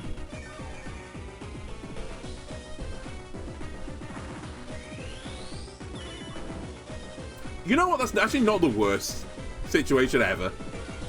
I trade Toxin Suicune for a Thunder. If only I'd protected, it would have been an unbelievable turn for Protect. It's 70 accurate. I can't even be upset. I am upset, but I shouldn't be upset. Double Blizzard. Quick Claw. That's the new line.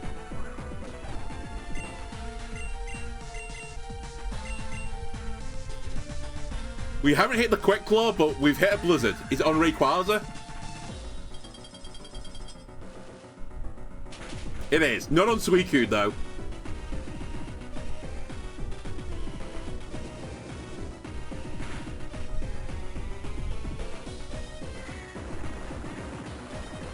It's actually absurd. It's absurd.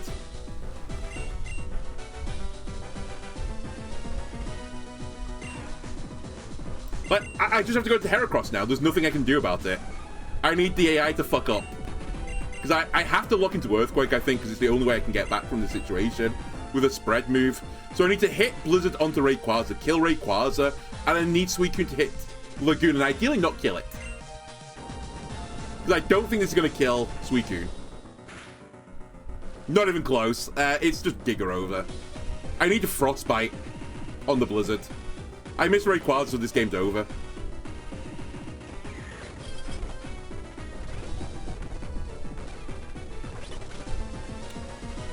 Fuck's sake, it's so hard.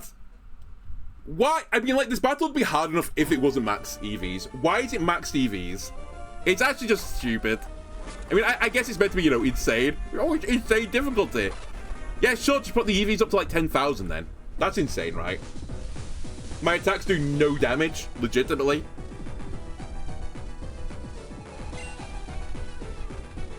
Perhaps I use Quick Claw Guillotine. Is that the strategy?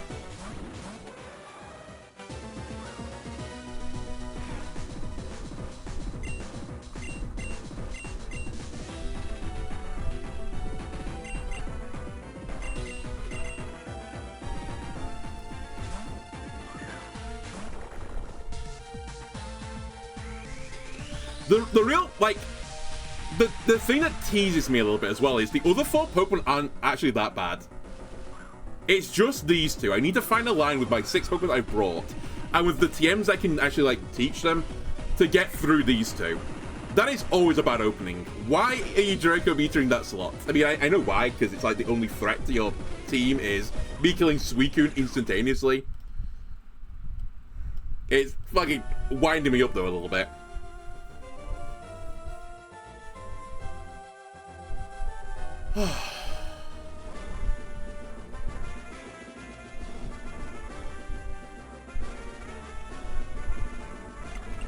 I just want to see one Quick Claw proc, please. I just want to know if, like... It can't be right. It has to live through a Thunder, even without the Carmine. Because I would trade 1 for 1 if I killed the Suicune.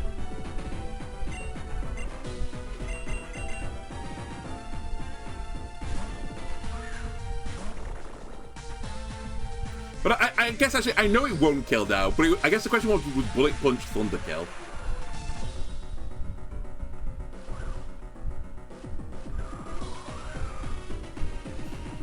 But I can't get the Quick Claw to proc. You keep Draco metering my other slot. You actual monster. Just run it back.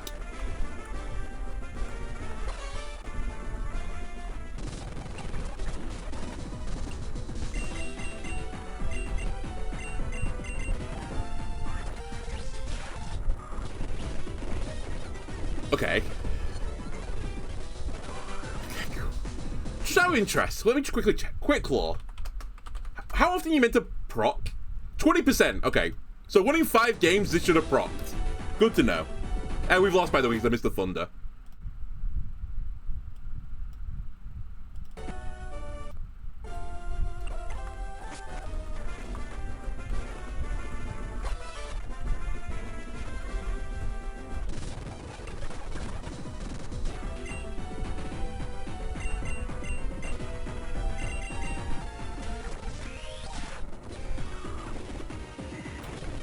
Just go suck a dick or something. I'm fucking so tilted right now. It'd be all well and good, you know, if it was doing the same thing every time, but it's the fact it's like, it's almost 50-50 which one it does. And one of them leads to guaranteed defeat and the other one leads to guaranteed defeat. That it's like kind of winding me up. And in secret, the thing that's annoying me is like, I need a 20% roll here.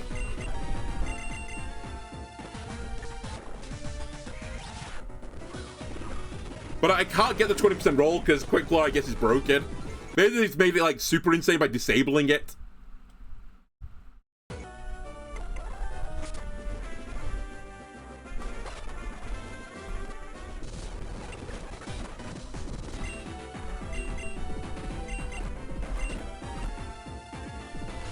One game. Quick Claw, I beg of you.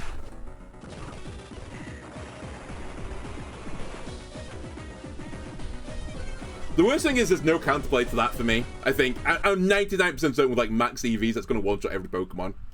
Maybe a Araquanid can live it, but like that is the only one.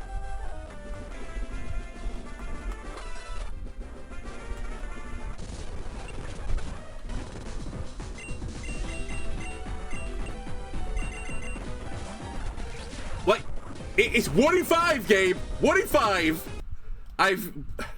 Don't know how many times I've like reset this now, but it's more than 5 times. And I've not seen it proc 1 time in this battle.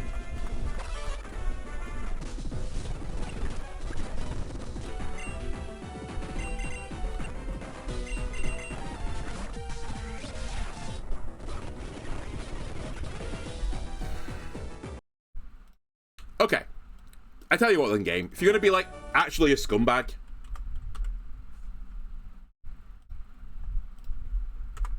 I'll damage calc it then, okay? I'll put the full stat line in and see what the damage roll is.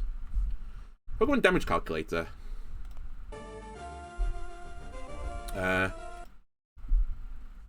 Vikavolt. My Vikavolt.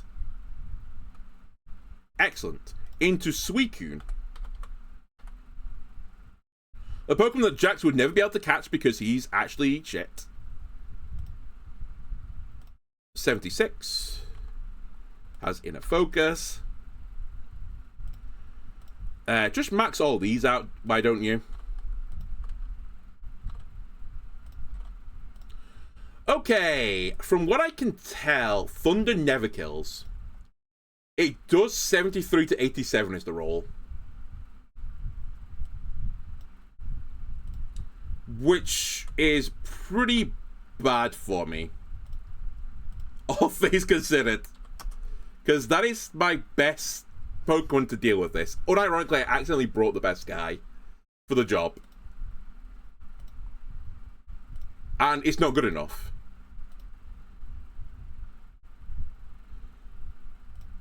The one other thing I need to quickly check is if I use Scizor.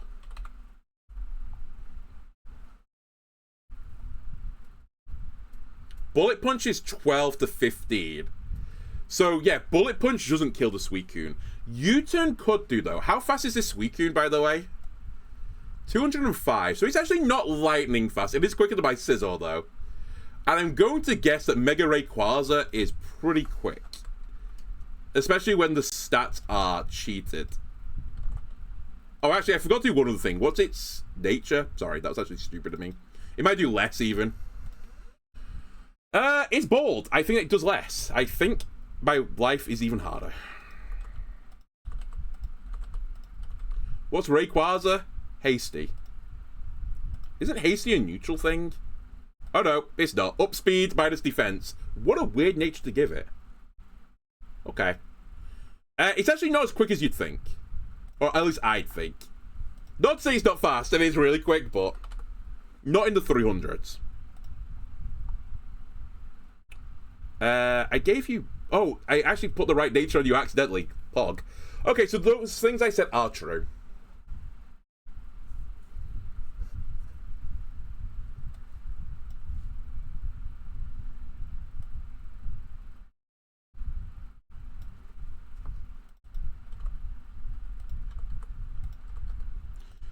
Which means, actually, if I choice Scarf my Scizor, which is a really strange thing to say, I'd actually give it enough speed stat to outspeed Suicune, which would let me do a U-turn on it.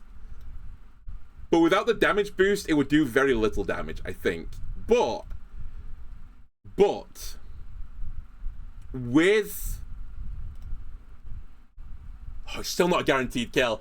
There's a chance that Quick Claw Thunder plus U-turn on Scizor with a Choice Scarf would actually kill. But it's such a throw item to have. Like, it's such a large amount of damage I would lose from the Pokemon for it. It feels like not worth.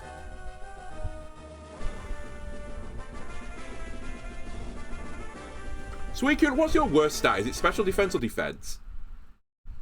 It's special defense, surprisingly. It's not bad. It's 251 stats, but it is that one. Like, there's no Pokemon that's going to be able to one-shot this. Like, it's actually not reasonable.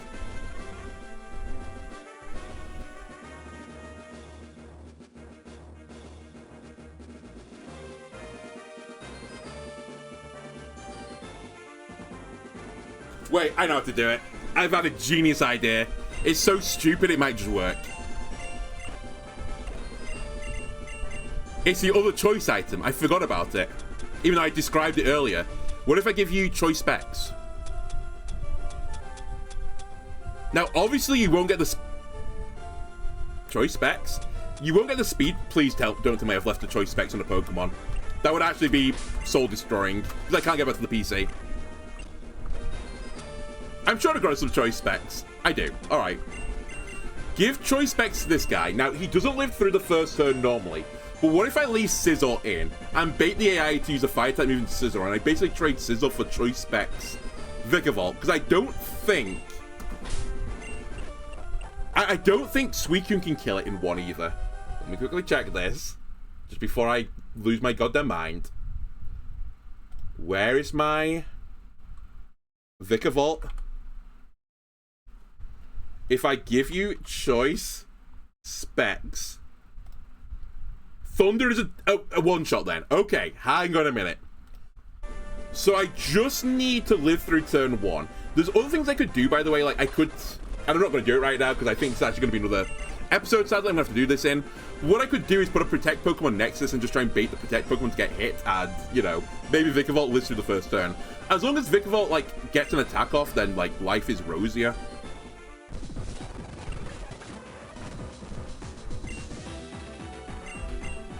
But obviously that Quick Claw will never proc, because I don't have Quick Claw on. I guess you U-turn here instead, but it's, like, kind of garbage either way. Because I kind of want my... I mean, I guess I should have Bullet Punch you, because I actually ideally want you to get hit by V-Crate right now. Yeah, this is stupid. I should just Bullet Punch.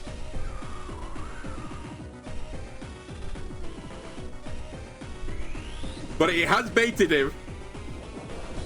And I could also give this thing Focus Sash instead, so it lives through one attack. Because then I think Suicune would double up on the other one. But as long... I mean, even if we get burnt here, we live through this.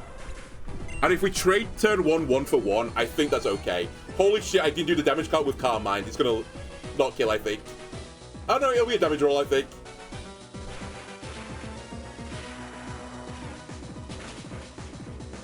It's not a damage roll. Oh my god. Okay, that's what I need to do, though. I need to Bullet Punch it. Okay, I figured it out. I've actually figured it out. Wait, did I create a save state before? No. Oops.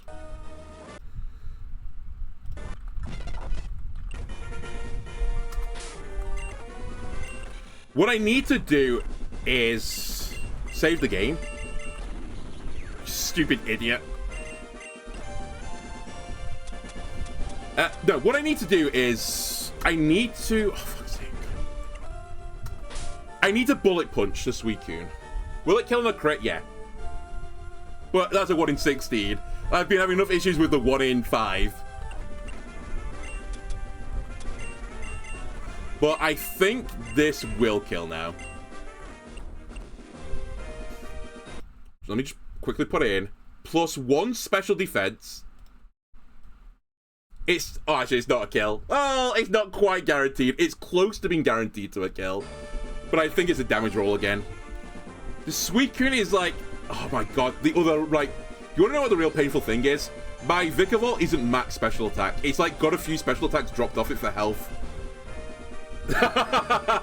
If I max its special attack out, I think it would be a guaranteed kill with the Bullet Punch. It's actually still not guaranteed, but like it's way, way more likely. That actually could be the worst of times. I might have to do the Elite Four again, because I might actually have to change that. Because I don't see another world where I can do this. It has to be this. Because it's like the best attacking Pokemon for me is Vikavolt. At least on the special side it is.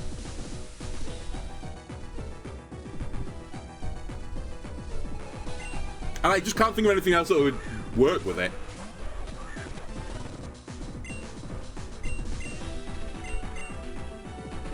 So this has to go through. This has to pick up the kill here. It's the only line I can think of that would get rid of Suicune on turn 1.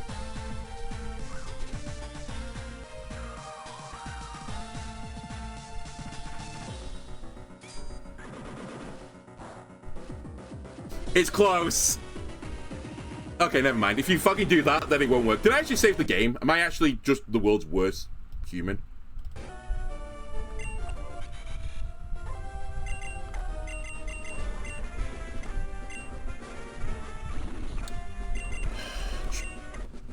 End me. I think I'm like crashing out at this point. I think we'll give it one more go. I just want to check if this does actually kill. And then I guess I will off camera try and figure out a way with everything I've got on my person to beat this guy. And if I can't think of it, then...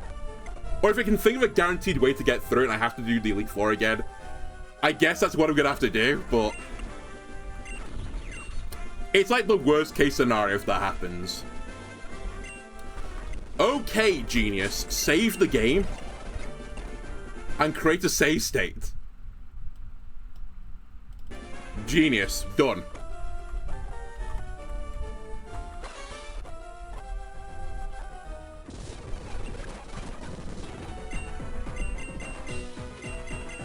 Just, please, I beg of you, don't Don't hit my Vikavolt. Let my Vikavolt attack. Fine. Okay. Sizzle dies for this. I'm okay with trading Sizzle's life for the life of this beast. I'm not, but I'll have to be fine with it. How much does Thunder do here?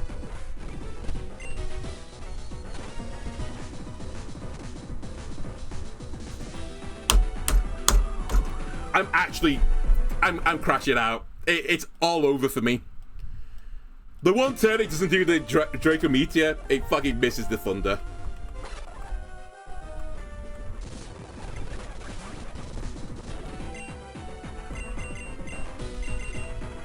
Might have attacked the wrong Pokemon there as well.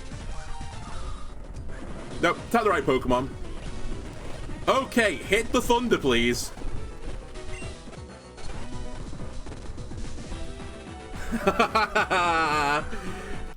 Now I got these scars. Okay. Try again. By the way, on my damage card, I just want to see it is believing. I think it's like below 20% this kills. Which is really bad, because I think if it was max special attack, it would be closer to like 90%. That's like what's concerning me a lot right now.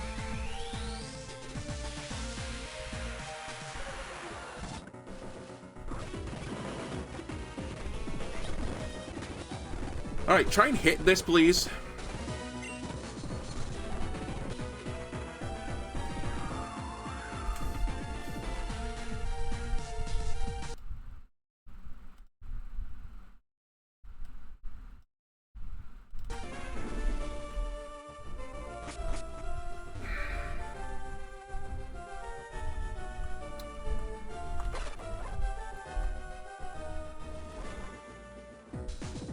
Three 70% in a row, huh?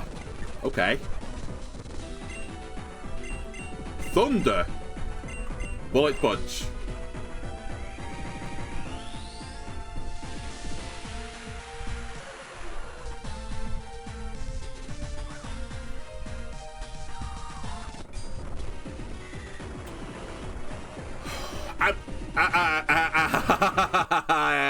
I actually am just going to go and cry somewhere in a minute. What is happening?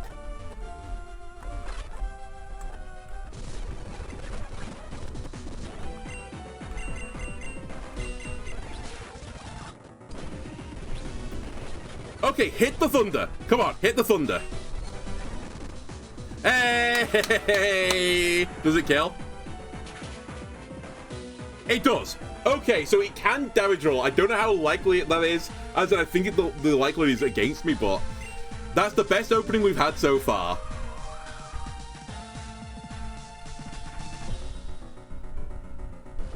So what next? The question on everyone's lips. Man, I'm kind of locked into Thunder at this point.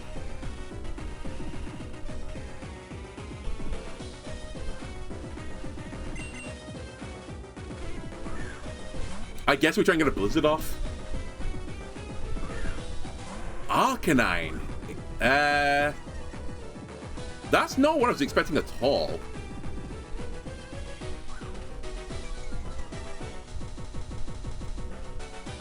What's this Arcanine got again? Ah, Salt Vest.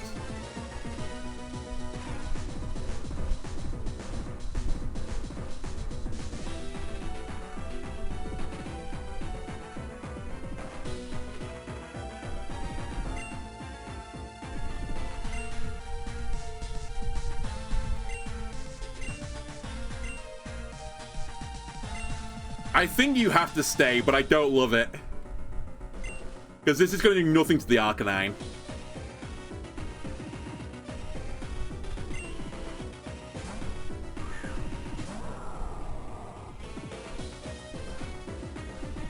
Please hit the Rayquaza at least.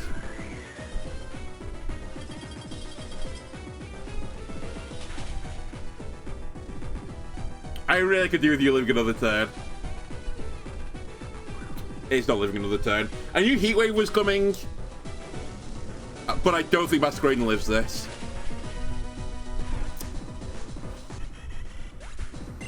And now I can't kill Rayquaza.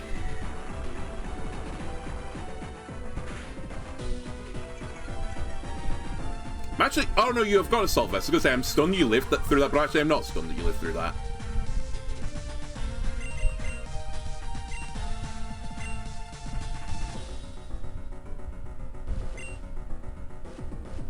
Well, we're living in the dark timelines right now. I need you two geniuses to kill Rayquaza. Can you do that for me?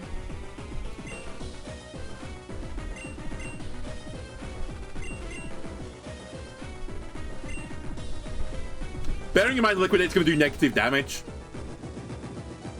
Why are you flamethrowing me? That makes no sense. You know what? This actually is a pretty good outcome. Unironically, that's okay. I've seen worse. If this knockoff kills Rayquaza, which I don't think it does, by the way, but if it does, we're actually in with a small hope, not a good one. A very, very tiny hope. Minuscule, some would say.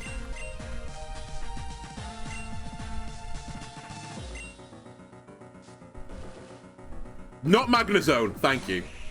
So what I need to do now is I need to get something to hit Magnezone. And if I can do that, there's actually a win condition for this game. Astonishingly.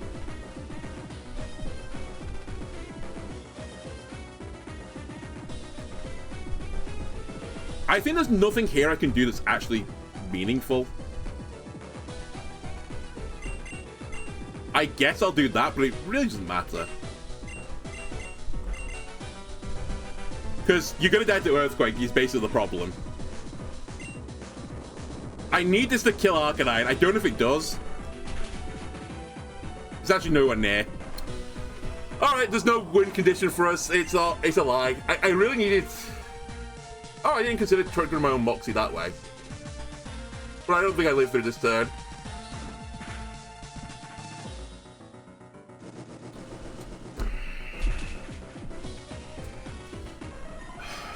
It's just not enough damage.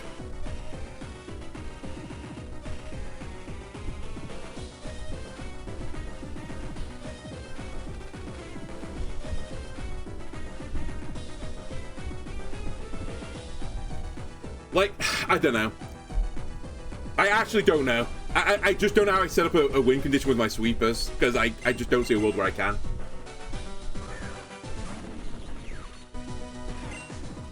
My two fastest Pokemon are Heracross, which isn't going to do that much here, and fucking Masquerade, which, like, in theory is, like, okay, but, you know, it's Masquerade versus Mega Rayquaza, who will win. Okay, well, that's where we're going to leave this episode. Next time, you might find me just crying, playing sad music, and all that jazz, because I might have to restart this, because I'm actually not sure I can beat the champion with this squad. I feel like I'm missing a piece of the puzzle. Anyway, thanks for watching, and I'll see you again next time. Bye!